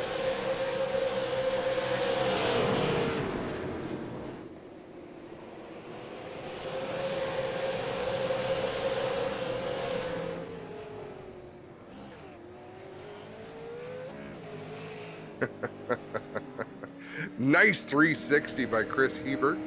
David Miller involved in that in the 0-11. Now, something that I noticed on the last replay that we did, and I have to be honest, I don't recall what lap it happened, but Joe Lawrence is being shown in position number 15, and it shows that he's been on pit lane. And I don't know if that was a tire stop or if I don't remember him getting a piece of any incident as Gareth Gonder makes his way down pit lane. The El Grande sponsored 81 making his way down, and I'm sure that is going to be for some repairs there for Gonder. Now, do one of you have an app that'll show if someone's taking tires, or do we have to guess that or pay better attention? So Matt, has the 70, has any of our top guns taken on tires? The 81 of Gonder, the 78 of Joe Lawrence, drivers that have been down pit lane a time or two in this race. So Lawrence did take tires, and he has pitted. So that's interesting. That's very interesting. Right now scored in 15.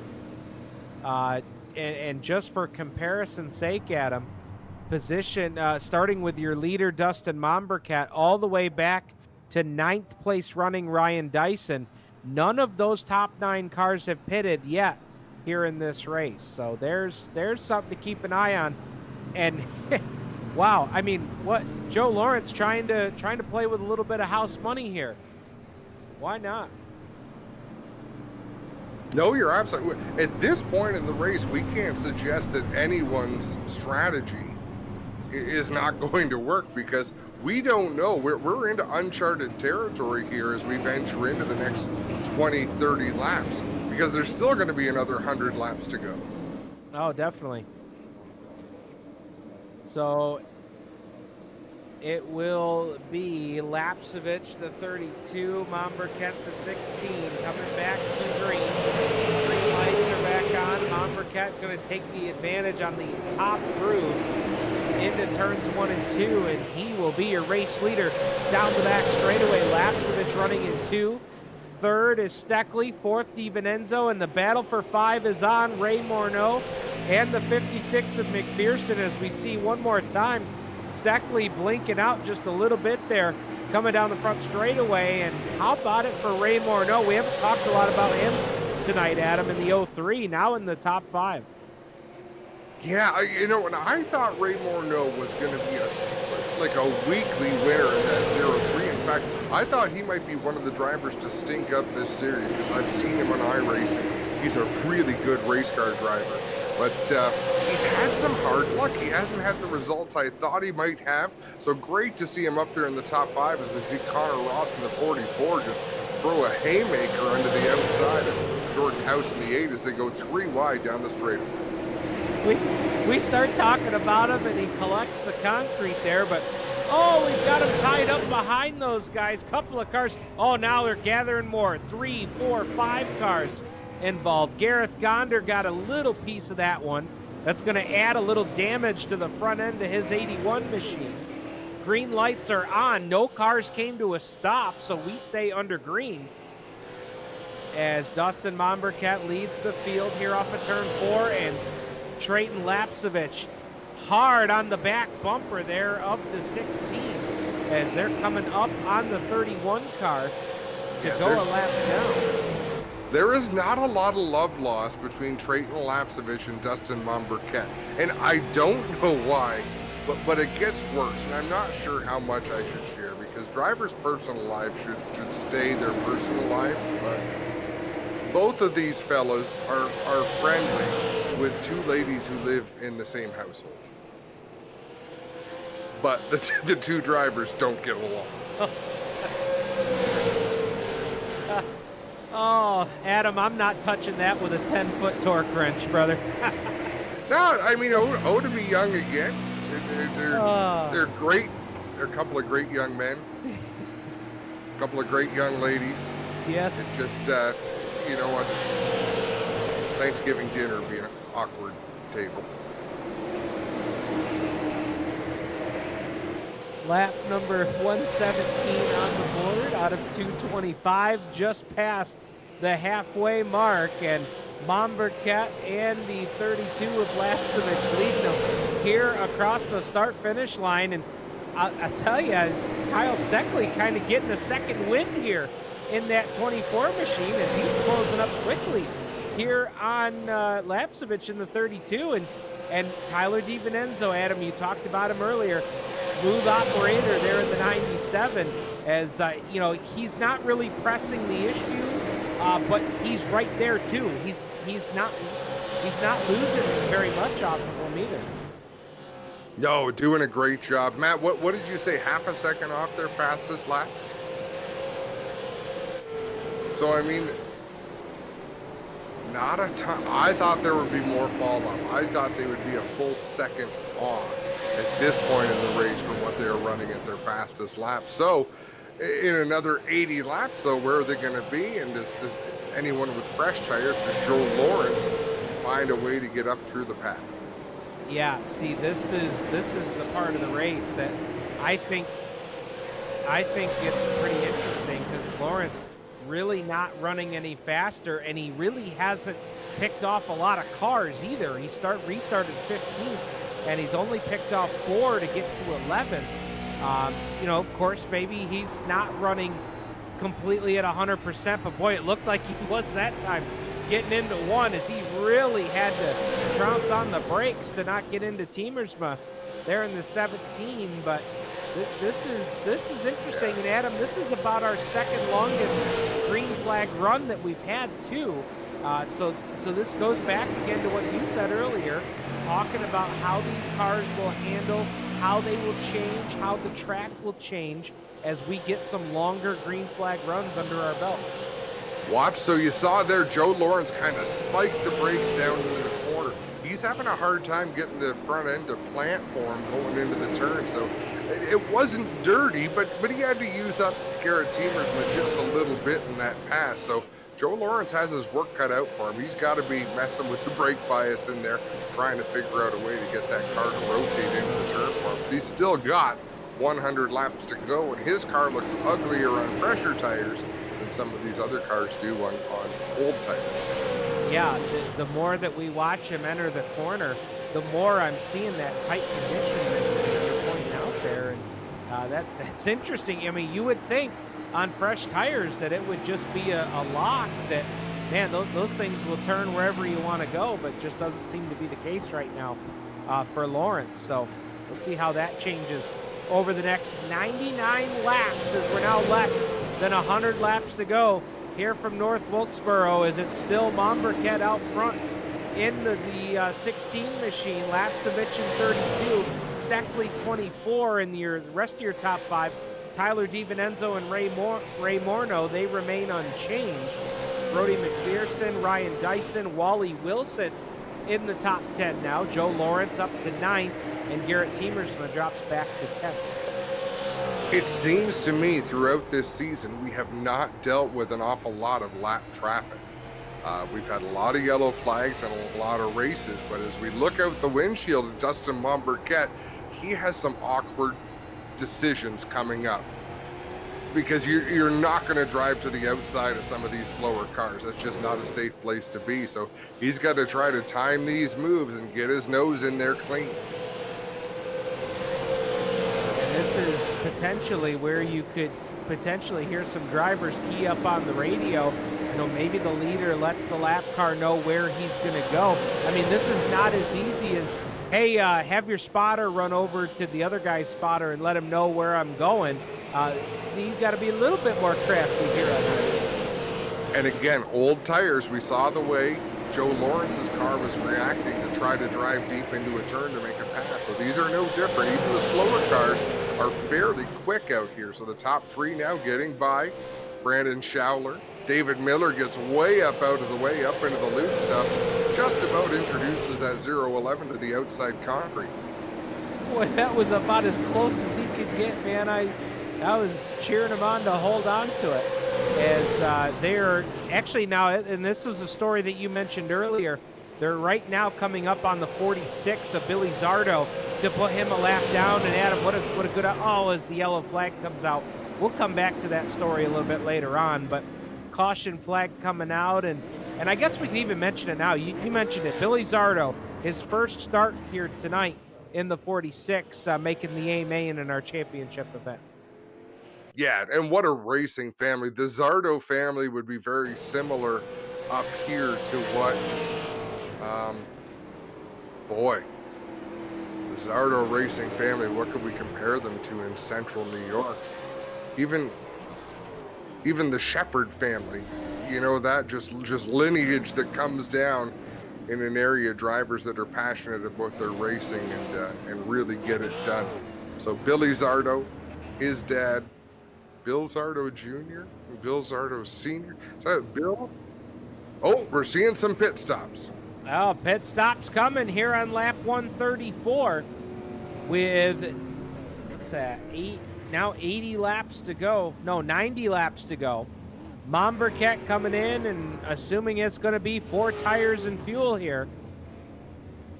Momberket gets the right sides. Lapsevich, Morneau, they're all right in a line. Tyler DiVincenzo there with them. And Momberket, let's see, will he be the first one down and away? No, it's Lapsevich in the 32. A quick crew there for Lapsevich, and that's going to give him the lead for the cars that have come down pit lane. We'll see where they stack up with the rest of the field. But quick pit work there by Lapsevich, and I have to imagine that a lot of that has to do with getting in on pit lane, getting down the pit road efficiently, and it was just enough there to give him that top spot over Momberket. And And so as the field cycles around, Adam, we've got a new race leader, and it's your point leader, Joe Lawrence. Yeah. Look who's right behind him. Yeah. Wow. Gareth Gonder right behind him. So a couple of drivers that were just hanging around. And yeah, so they've got already, what'd you say, 48 laps on their tires, and they've got to go another 90. So that'll be 138 laps on their tires, as we're at 137 and the leader just pitted. Well, let's dial up your race leader and have a word with him here. Joe Lawrence in the 78. Joe, this is Steve and Adam in the booth. Hey, how's it going, guys? Good, man. Hey, this played right into your hand. Was this, kind of the goal, I have to imagine? Try to play a little strategy for the tires a little bit earlier than these guys to get the race lead. Actually, no tires yet on this car. We did fuel, so we got enough fuel to go the rest of the way. We're just seeing what we can do to stay up front, obviously, but if time comes right, we'll go for tires, but we're just playing it by caution here. We'll see what happens in the next run and see what we want to do. How hairy are these restarts, Joe, on old tires? Well, we're about to figure out. Yep. We'll get Joe back down to his team here as we get ready to go back to the green flag here.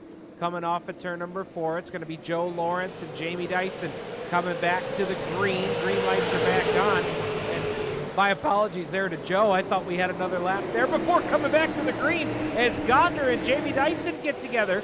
Entering turn 1, and then there goes Dyson and Bombercat. Oh, baby. 2 of your top drivers in the first half of this race. Bombercat just got snowplowed on the back straightaway after already coming to a stop. And one of your race leaders from early on in this one just got twisted up and turned around like a pretzel on the back straightaway. And that one goes all the way back to turn 1. Let's take a look. Oh, Dyson got a little loose going into one, it looked like that.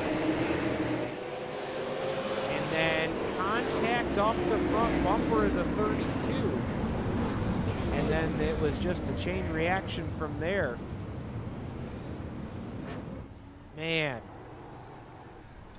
Oh, tough break for Bombercat, who's going to lose some positions, no doubt.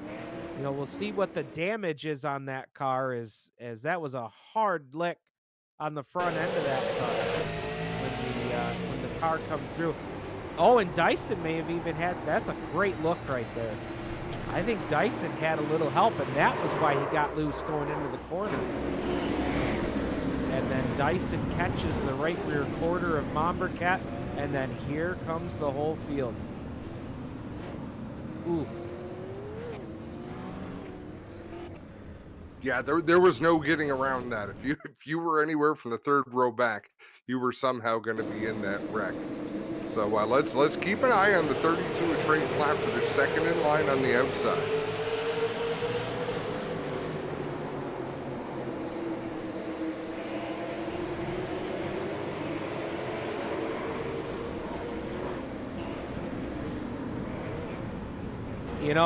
Every angle we see here, Adam, shows just a little bit more. There was all sorts of contact there throughout, 3 or 4 of those cars before that one triggered off. There's a lot going on. So if you watch, Trayton Lapsevich was kind of like he was in a seesaw, looking outside, looking inside. There was a lot of people looking for just an open piece of racetrack that they could run on. And when the holes opened, just everybody converged at once. Yep. So 143 laps in, and man, Adam, when Joe Lawrence said that he did not take tires on his pit stop, my jaw hit the floor. Maybe tires at the end of the race, maybe they get a little further. Maybe that's a strategy play, but boy, it just seems like guys with tires are going to eat these guys up. it is very rare for the points leader to go outside the box with strategy. But as I said, you know, there's not much we can say at this point. We've got to get to about lap 220 and say, wow, that really panned out, or Yeah. nope, that didn't work. Right now, all we can do is observe and say, okay, didn't see that coming. Yeah, no, absolutely. That's exactly my thoughts.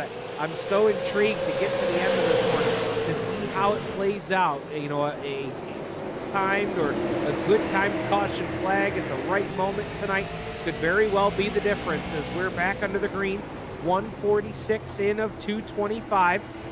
We didn't mention it on that restart, though. Trayton Lapsevich, end of line penalty for the contact that started the incident there between Jamie Dyson, Dustin Momberket, as well as others, as we've got one going around in turn number 2, and that will quickly put the yellow lights on. Jamie Dyson now on pit lane in the 11.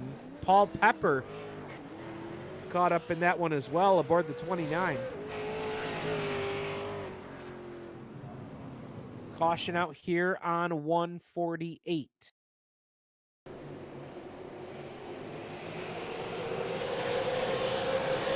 we'll keep our eye on cars sideways there on the front straightaway. Like a little bit of net code there for Pepper in the 29, and he's a sitting duck there in the middle of the racetrack.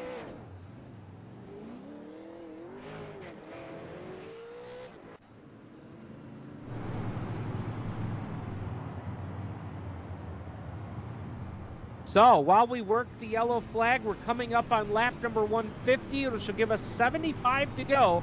We'll step aside, get some words in from our great sponsors, and when we come back, we'll bring you the remainder of tonight's championship round from North Wilkesboro. Stay tuned.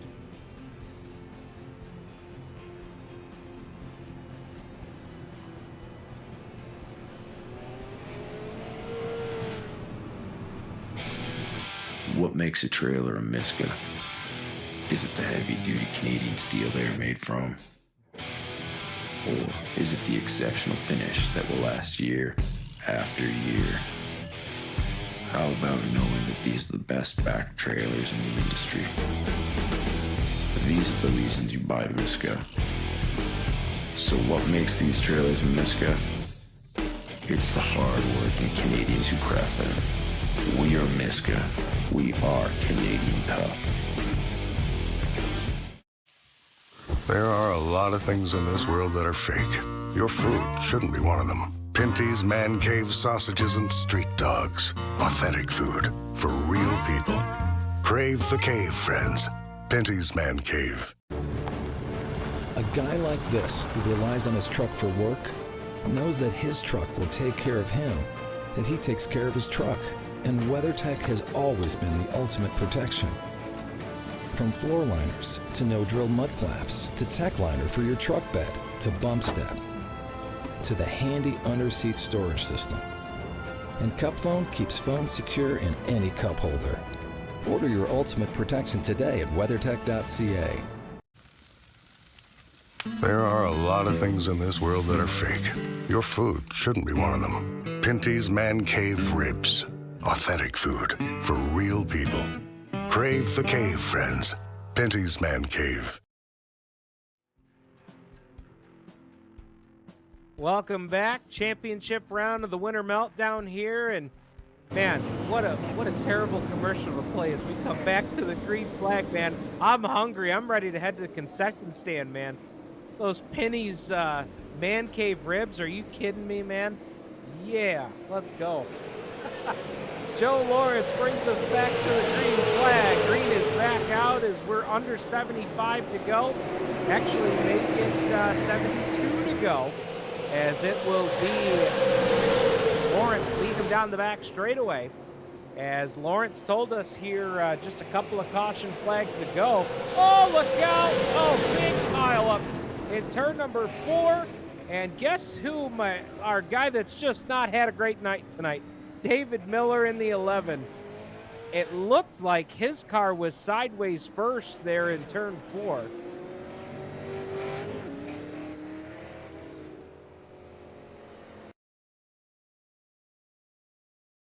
We'll take a look at the instant replay, and unfortunately, Dustin Mombercat getting a big piece of that one. Let's take a look. And oh no, somebody up ahead of him. And Miller, man, he just can't catch a break tonight. He, again, avoiding an incident, ended up on pit road facing the wrong way. But yeah, Mombercat.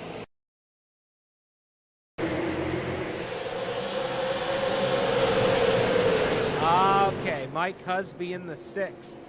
I think may have been, oh, right there with DJ Christie. There you go. Yep. And Mombercat got right rear quartered as he was coming by. And so it was Husby around the area that it started, not Miller. And yeah, just about everyone in this race has been involved in some of the mishaps. We talked about that being possible.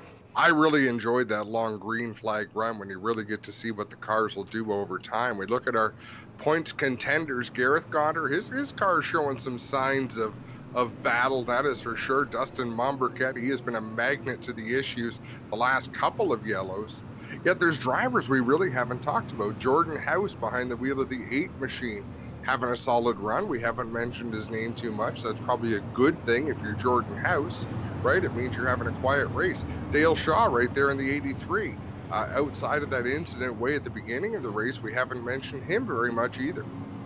How about Garrett Tiemersma up to the top 5 now? Started 13th tonight, but you know the box score, he's one of those guys where the box score doesn't tell the story tonight. As you know, it's not just been picking off 8 cars to get to 5th. He's had a very interesting night behind the wheel of the 17, but right now has got himself in position, running in 5th here on this next upcoming restart. Matt, do you mind? Can we ride on board with Garrett for this restart? Let's show the fans what it's like to be in the pack coming to the green, because things inevitably have happened on each and every restart that we've had. Absolutely. So we will ride on board here with Gareth Gonder, bringing the El Grande 81, and look at that restart for Lawrence. Lawrence has been money on all the restarts here so far. And Gonder, another one of those drivers like Matt mentioned earlier, Adam, you know, he's probably got a little bit higher steering ratio on that car, as he's got a lot of wheel input there into the corner, as we will go right back. And we've got one upside down in turn number 3. And that, I think, is the 21 of Schauler. Yeah, I was going to say it's got to be. It's the only all-white car in the field. So let's see how he got that way.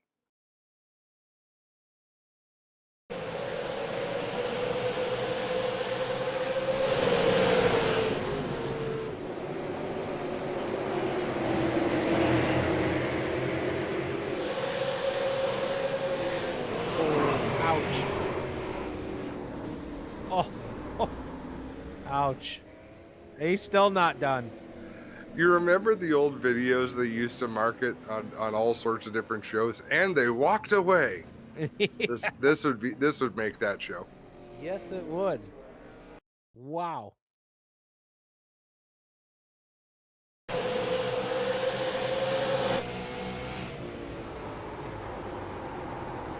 Oh boy. Here's the onboard. Track sky, here we go.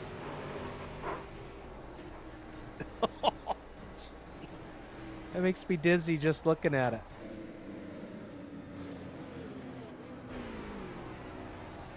Oof. That's the ultimate insult, landing on your roof. That's when you just want to get hit one more time to hopefully get yourself back on your wheels. Oh, man.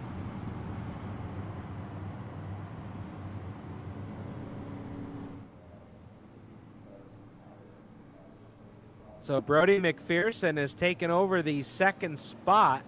And if I remember correctly, I believe McPherson, one of those drivers that came down for tires a little bit earlier.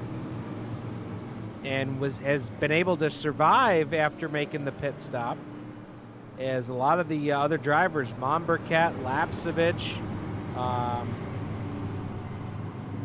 Gonder, a couple other of those guys got tied up.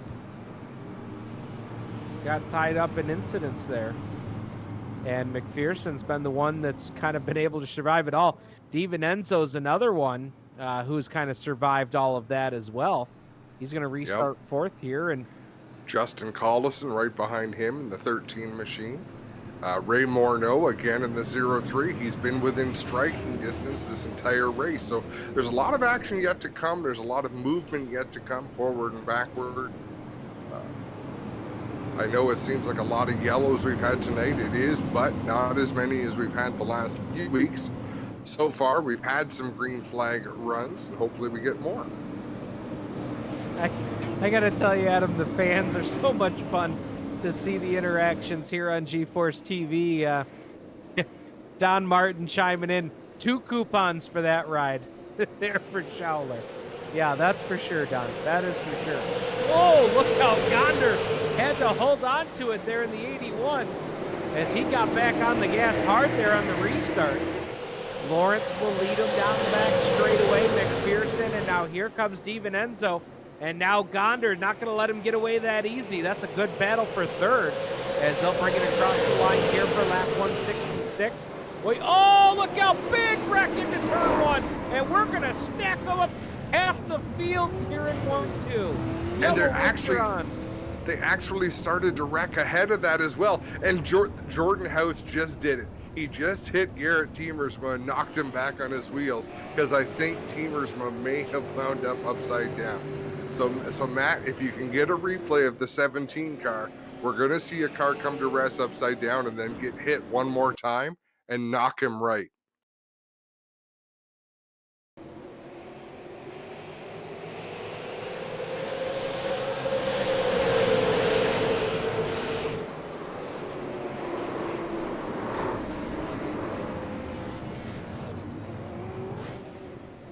So they started crashing further ahead as well. You see Kyle Stackley, Ray Morneau, they all got sent up into the wall in basically what was a separate accident. Wow. Yeah, there was a lot happening there. Keep our eyes on Tiemersma. So he hit the wall. Tiemersma kind of started that by bouncing off the wall on the front stretch. He gets upside down. Things are not going well for Garrett Tiemersma. Then Jordan House saves the day. Tiemersma says, little help, little help.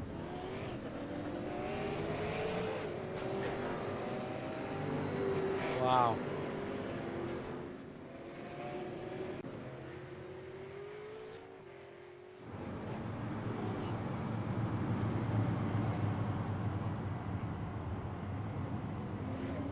Oh, have we lost Tiemersma? Yeah, Tiemersma's called it a night in the 17. So there must have been a good deal of damage done to that ride. Yeah, and you can't blame someone. You know, they gave it a college try, and sometimes it's not enough. Oh, Adam, our race leader hit pit lane, Joe Lawrence. That's an interesting call. 55 to go. Put 4 Dr. Feelgoods on there. I like it. I like it. How many cars on the lead lap?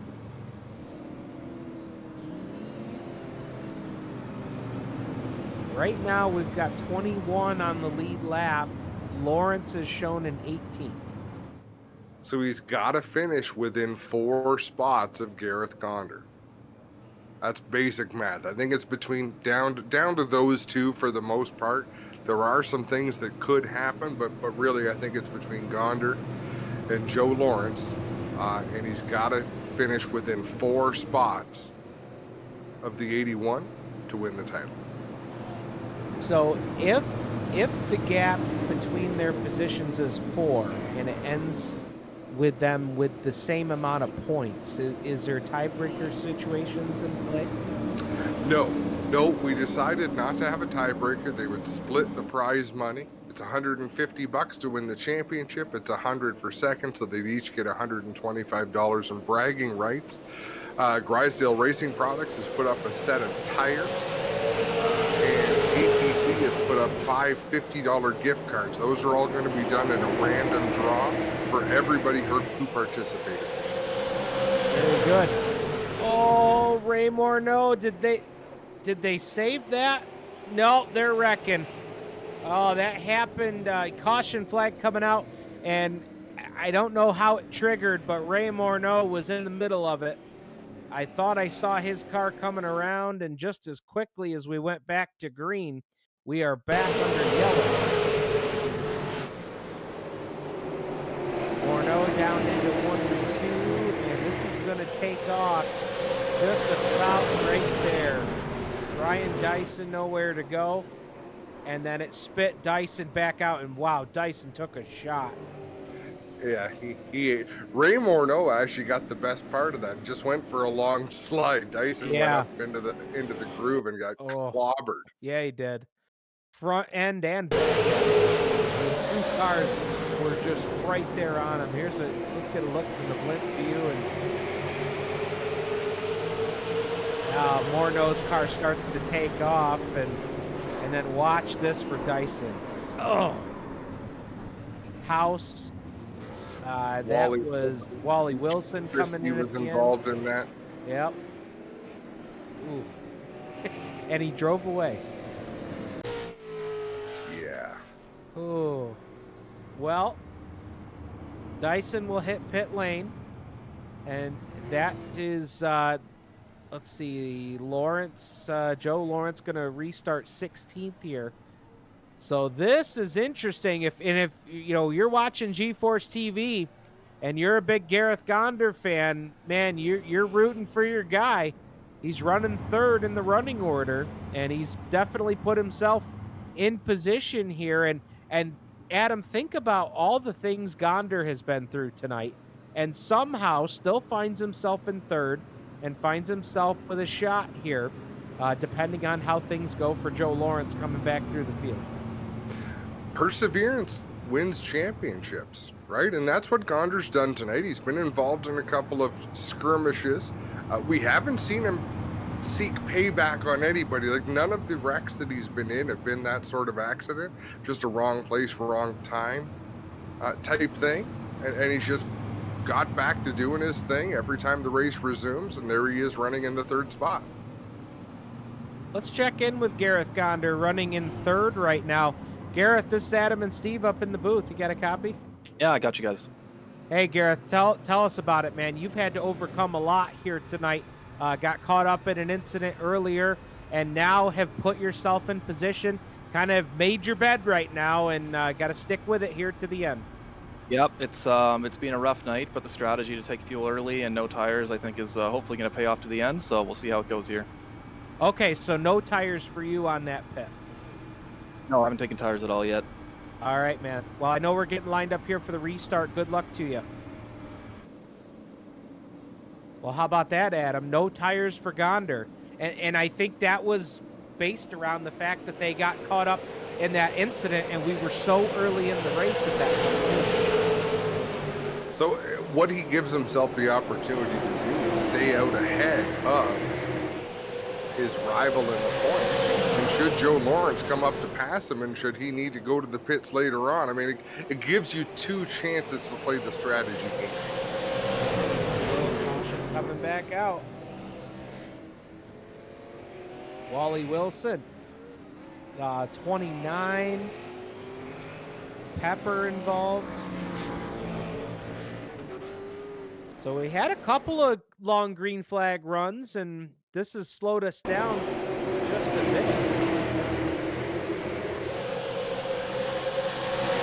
Oh, man. Joe Lawrence. This all took off. Oh, boy. And right in front of him. And, you know, Adam, I was just, you know, we got done talking to Gonder, and the thought crossed my mind, and I don't want to say it out loud, but it's just what I'm sitting here thinking as a broadcaster, Adam. I just feel like Joe Lawrence is in smack dab in the middle of the danger zone right now. He really is. His strategy put him there. Watch this. They're going to crash on both sides of him. Oh, my goodness. Oh. That's some Tom Cruise Days of Thunder stuff there. Aim for the smoke. Yeah, no kidding. Wow. I mean, that car is dead sideways in front of Lawrence. Whew. Well, he got through it, figured it out here. And he's going to restart 13th as they run on the racetrack. Brody McPherson, your race leader. And, you know, we've been watching so many cars all over the racetrack here. You know, we probably haven't given appropriate love to Brody McPherson for taking over the race lead in the 56. That's one of the Shaw cars. And Tyler DiVincenzo, I mean, he's been like Novocaine tonight. He's just been right there. Nothing flashy, you know. He's been in the front. I don't believe he's led a lap yet tonight. And here he is running second with just about 40 laps to go when we come back to green. Pretty typical run for Tyler DiVincenzo. You know, he gets up the front. He keeps his nose clean. That's what he's doing here tonight. And we're getting down to it. 25, 35, 43 laps left to go.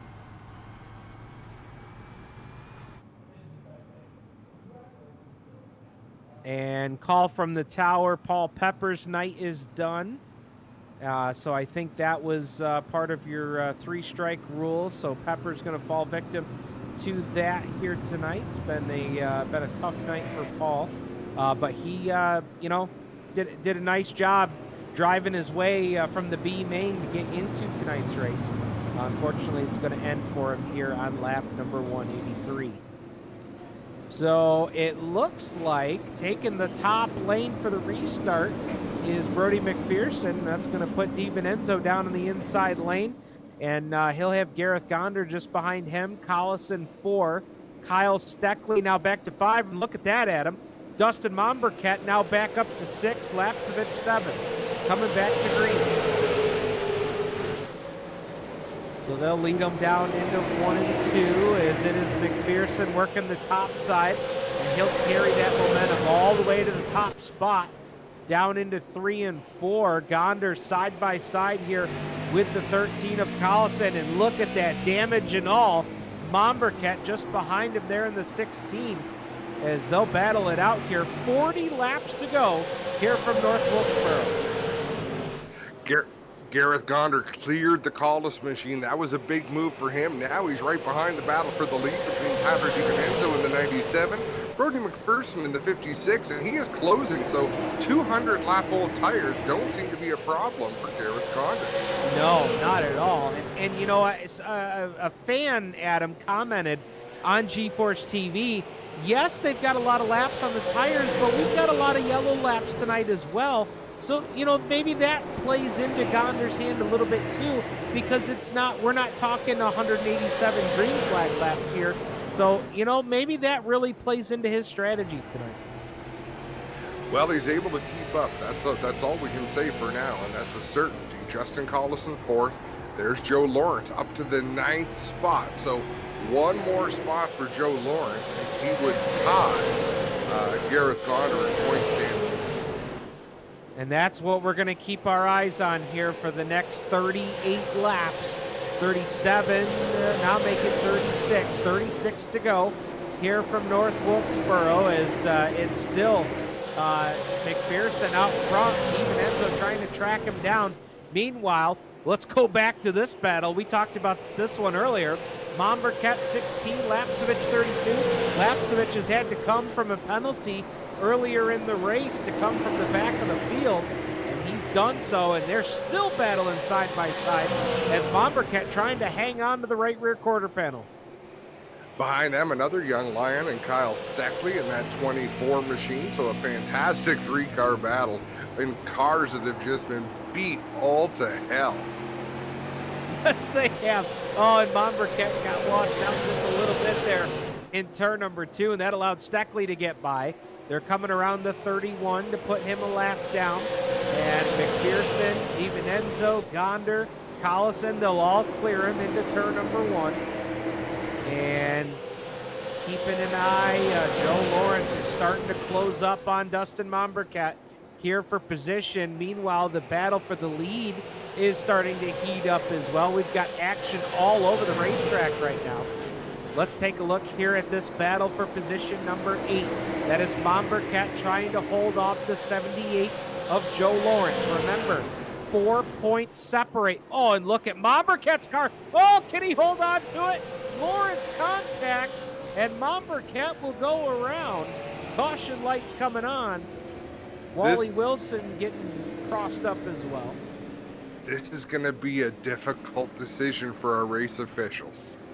Yes, because absolutely. I could see, my gut instinct says the 16 was losing. But I also know the 16 probably wouldn't have spun unless the 78 got there to finish it. So do you put both of them to the back?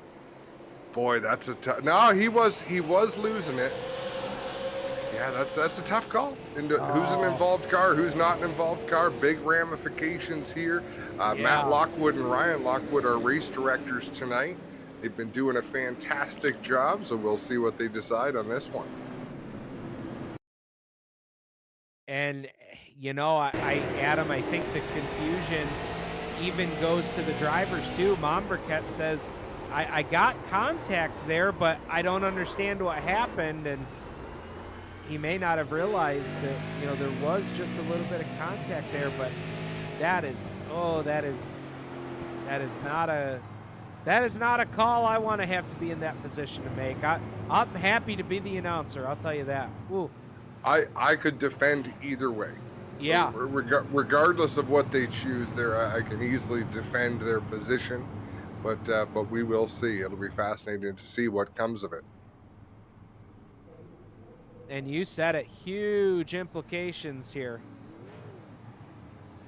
As right now it shows Lawrence in position number 7, and that's where he would need to be. If he finished 7th and Gonder finished 3rd, that difference of 4 spots there, that would put them in a tie for the series championship. So yeah, on one hand, good for Joe Lawrence. That's a position he just picked up in that yellow, but I'm sure that's not what he wanted to happen. So when we go back to green, it's going to be just about 25, 26 laps to go in this one. McPherson, DiVincenzo, Gonder, Collison, Lapsevich, the top 5 cars. You start to see them get ready to double themselves up here and be a double file restart. Lap number 199 goes on the scoreboard. That's what it'll be when they come back to the green next time. Steve Ovens, Adam Ross here in the booth calling the action for championship night for the Grisdale Racing Products Winter Meltdown. And Adam, it appears that there will be no penalty assessed there under that yellow flag. And as you said, I agree with you. You know, I could defend that one either way. So no call there for Lawrence. He'll restart 7th, and we're back to green.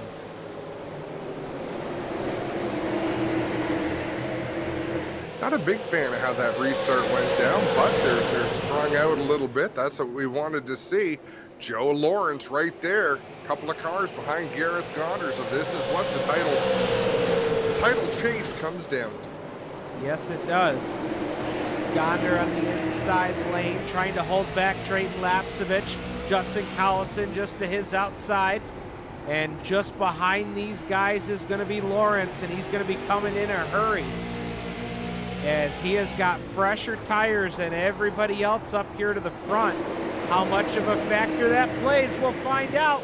Boy, Collison got washed out from the outside. Gonder opens up the door for Lapsevich, and Lapsevich is going to fill the void. Lapsevich down to the inside. Yellow lights are on. Back to the yellow here with 23 laps to go. If I'm Gareth Gonder, I pit for tires right now. Oh, you think so? I go for tires. The writing is on the wall. Joe is there. He's weathered all the storms that have been thrown at him. So has Gareth Gonder. But if I see him one spot one spot behind me and I don't think I can pass the cars ahead of me, I'm coming for tires. Yeah, hey, why not? As you see, Jordan House will go around. Ray Morneau right there with him, the 03, and then a couple of chain reactions behind him.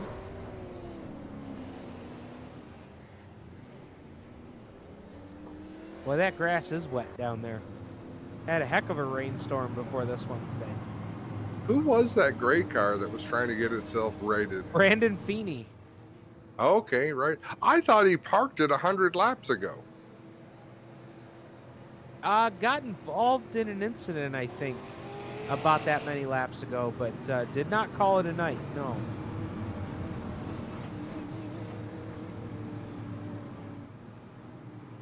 Well, there you go. Gondor's sticking to his guns. He's holding his truck. And 20 laps to get from 19th into the top 5, that's a tall order. We haven't seen anyone able to accomplish that tonight. So he's probably doing the right thing. I just hate the thought of doing nothing. Like when you feel you need to do something, you probably need to do something. But anything can still happen. Well, I'll tell you, Adam, folks that are commenting on GeForce TV, they're split right down the middle. Don agrees with you. Got to get those tires now. Rob and Robert agree that it's too late to take tires. Steve, who I think is a part of the Gondor crew, or at least a Gondor fan, one way or the other there, saying, oh, we should have got tires when Lawrence did. Well, it's easy to say that now for sure. The beauty is there's no wrong answer until this shakes down, and as long as there's about 20 cars on the lead lap, anything can happen. There's only got to be a 4-spot differential between Gondor and Lawrence, and heck, one corner can cost you 10 spots in this deal. And you know, Adam, we're getting down to the end. Not for nothing. I don't think we've seen the end of things play out up front either. So yeah, who knows? Someone might decide to get aggressive because they haven't been so far. It is go time. 18 to go, and that's all I'm going to say about that.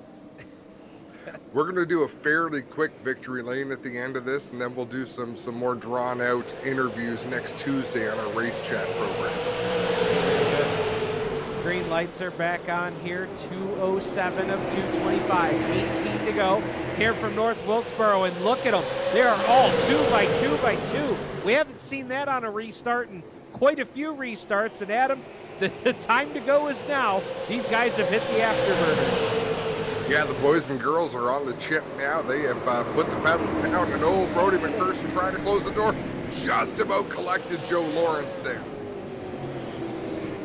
Oh, what a save. I don't know if that was what drew the yellow. No, we got one car that went around. David Rockwood in the one. Oh, that was a huge save for McPherson. Wow. And again, watch how close he can hook in the right rear of Joe Lawrence. Yeah. All right, we're going to watch them as they go down to turn 1. It's all going to fire off right about here. Enzo with the contact. And Rockwood was not far behind those guys. Matt, I hope you don't mind me making all these requests, but can we ride along that same sequence behind the wheel of the Joe Lawrence number 78? Yeah, that had to be close for him. Whew.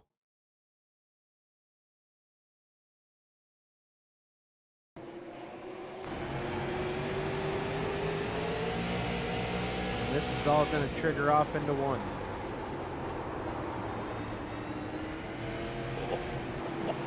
And that's exactly what you see just before you get hooked into the wall, right? Like you see that car sideways, I think all I can do is hold my line down at the bottom and hope I'm past the point where he crosses the racetrack. That's that key moment between saying, hey guys, I missed it, and yeah, we're in it. The scientific term for that's the pucker point. That's a good one. Yep, you got it. Oh boy.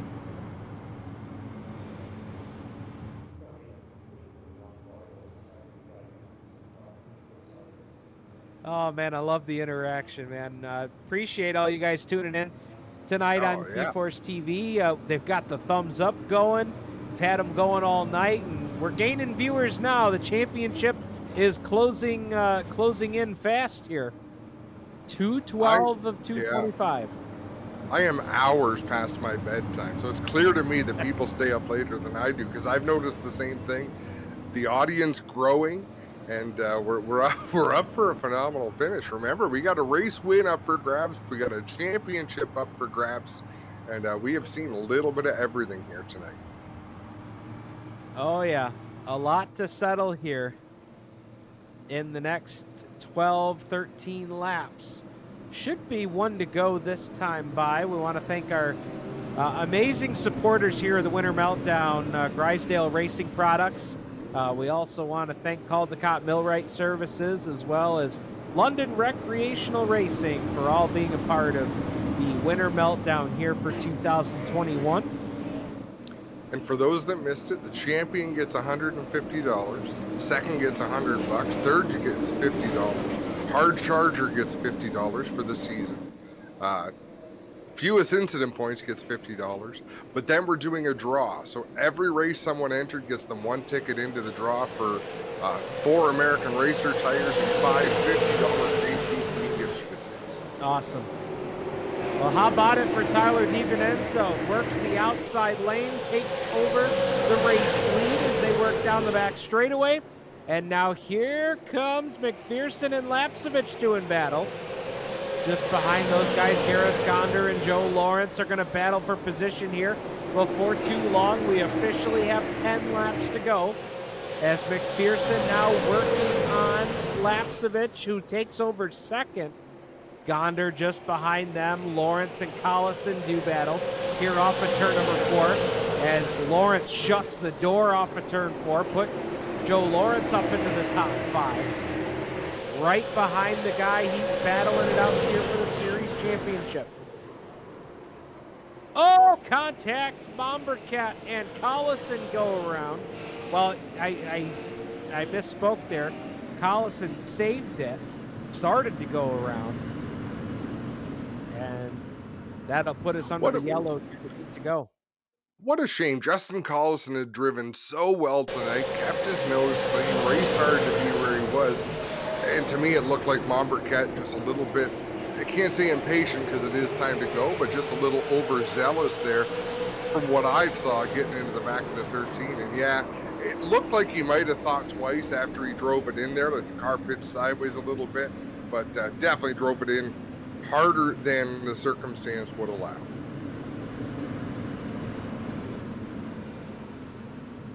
Yeah, you're right. A tough break there for Collison, Adam. It wasn't too long ago that we were talking about him running inside of the top 5. So, not going to get the result in the box score that shows how well they ran here toward the end of this one. So Tyler DiVincenzo, Trayton Lapsevich, Brody McPherson, Gareth Gonder, Joe Lawrence, your top 5. Johnny Morrison. When was the last time we talked about Johnny Morrison? He's up to 6th now. Kyle Steckley is in 7. 8 is Mike Husby. Wally Wilson is 9. And now Dale Shaw scored in 10th. There's your top 10. So for this restart, Gonder's going to be up on the outside of row 2. Joe Lawrence will be the inside of row 3.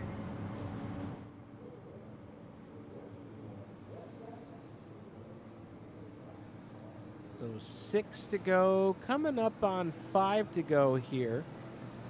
And, you know, for Tyler DiVincenzo, we talked about it earlier in this race.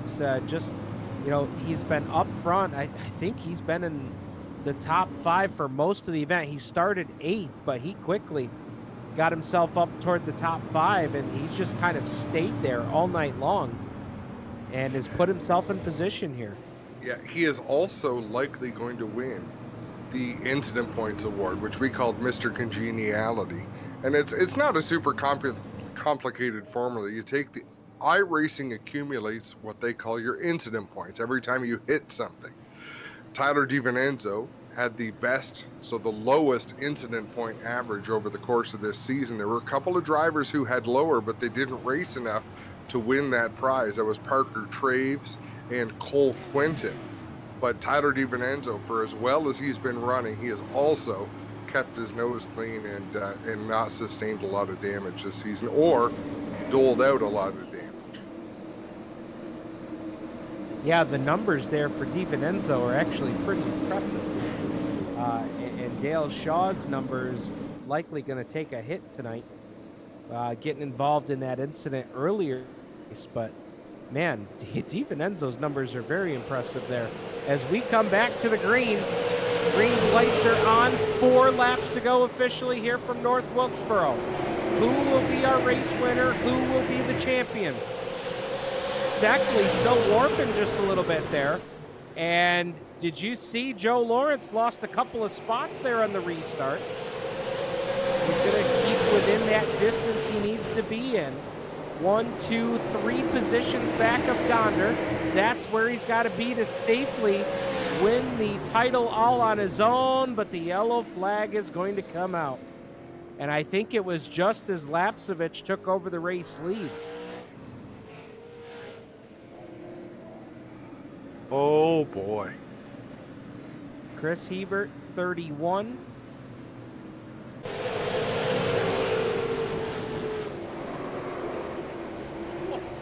Wow.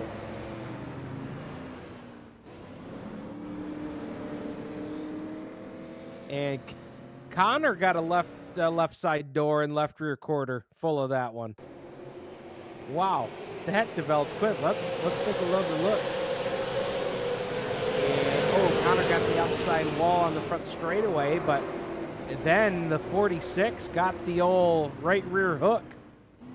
Yeah, thank goodness Connor's driver's door was there to protect Billy Zardo from the outside wall. Wow.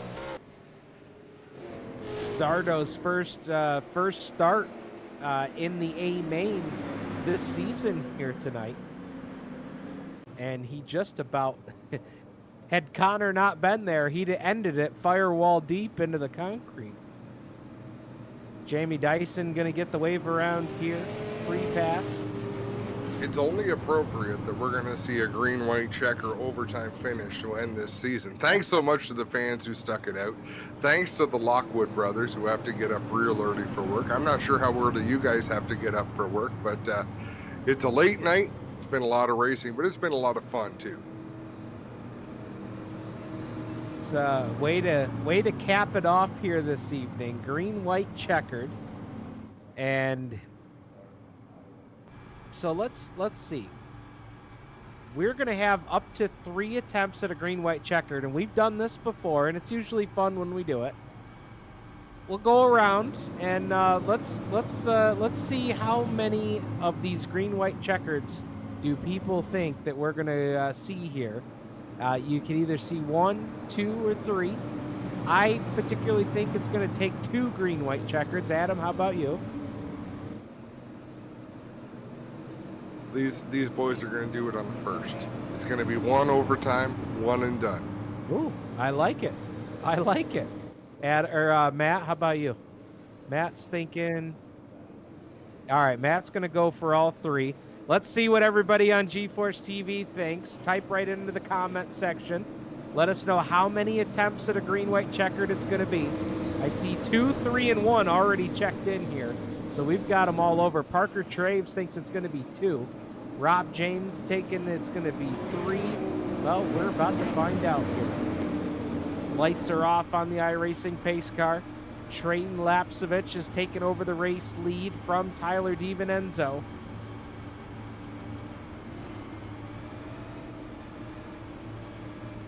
I'd like to think optimistically, Adam, but I have a feeling we haven't seen the end of this one yet. Here we go. Coming to the green. Oh, what a restart by Lapsevich. Got on the gas early. DiVincenzo's right there with him, though. They'll battle into turns 1 and 2. Gonder trying to hold on to third. He's not made a pit stop for tires all night long. Fuel only in that 81. Trying to see how things play out behind him. Joe Lawrence, 3 spots behind him for the championship. That would give Lawrence the championship here at the white flag.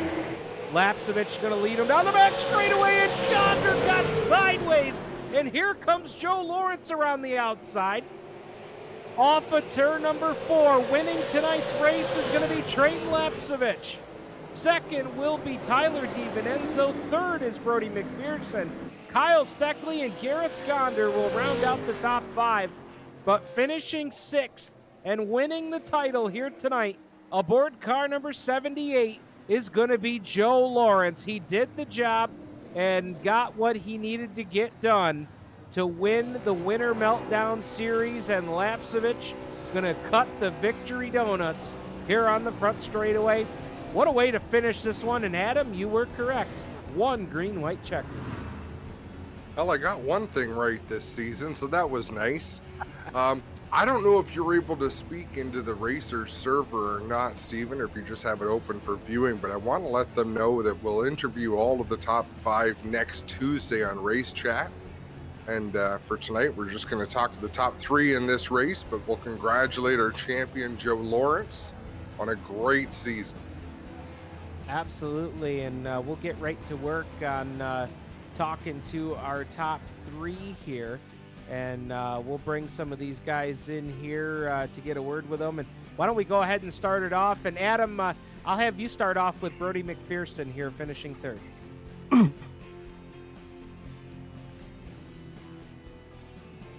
Sorry about that, fellas. I was typing elsewhere, but Brody McPherson, man, there was a lot of action tonight. Way to survive. You've got to be proud of that top 3. Honestly, I was just surviving, and I feel like I ran a pretty clean race. Like, I only have 12 X's, and I'm sure other people that are around me have a lot more. Looking at Lappy's car, it's looked pretty torn up, and yeah, there was some tight racing between me and DiVincenzo there for a little bit, but it was fun, challenging, a lot of laps, fuel strategy. It was fun. Talk about the whole season and what it was like to race with, a ton of people that you know, but I'm sure there were some people out there that you weren't familiar with, except from knowing them around the racetrack. Did you enjoy that part of it? Yeah, I think that was probably my favorite part about it, was the fact that I was racing with a group of people that I knew, and I'm going to say all the way throughout the field, there was maybe 5 people that I didn't know at the start, and basically I got to know everybody throughout, and I've made some good friends throughout this whole ordeal, and I don't want to say I've made some enemies, but there have been some people that have run me a little dirty, but all in all, it's been a good season. It's been fun. Survived. Survival is the biggest thing. I think the way you would say that politically correctly is you've made some memories with some of those other drivers, Brody. Exactly. Who would you like to thank for tonight's run? Well, big shout out to Dale Shaw, Dustin Mom Burkett, Jordan House, all the boys in the Discord always help me out, make me better every week, and yeah, just logging laps with them, and yeah, Shaw Motorsports, their rental deal's pretty cool. Been following them, helping out here, there, and everywhere, listening to all the details, the dramas. It's good. Well, congratulations on a great run, Brody, and thanks for coming out to race with us. Thanks, Adam. So now we'll get a word with your 2nd place finishing Tyler DiVincenzo. And Tyler, man, you had quite an effort there at the end, trying to hold off Trayton Lapsevich for the win, and ultimately come home tonight in 2nd place. Tell us about your run. Run wasn't too bad. Most of the race, I think I ran around 5th. I wasn't that fast. Used my tires up quite a bit the first run. I knew I wouldn't be able to beat Trayton at the end there, but good race to be able to finish 1-2 together. Tell us there, green-white-checkered. What's going through your mind? Is there anything that you can do? Trayton, we've known this about him for a while. He's so good on those restarts, and for a second there, you were able to hold on to that right rear quarter panel. Yeah, definitely. I tried to jump it a little bit, so I was side by side with him going into one. Got to his right rear and just pushed tight there, and I wasn't able to hold it. But we finished second, so that was good. Well, who do you have to thank for the effort here tonight, coming home with runner-up finish? I'd like to thank G-Force, Grisdale's, London Rec, Caldecott, Thompson Photography for this race, Maker Pizza, Retail Design Group, Merge Force Talks, MRC Wireless, and Reaper Speed Lab. Well, great job to you, and great job all season long. It's been fun to follow your progress throughout the Winter Meltdown. Thanks a lot. All right, there's Tyler coming home in second, and Adam will bring in the race winner here, Trayton Lapsevich.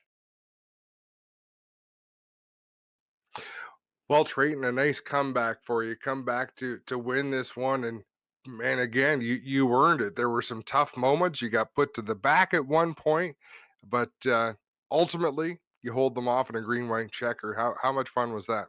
That was a lot of fun there. Just a really good race all around with the fuel strategy, tire strategy, all that, and like you said, going to the back. I misjudged my speed on new tires compared to Jamie. Got into him there and caused a little bit of a pileup, but that was all my fault, and we rebounded from it to come out with the win.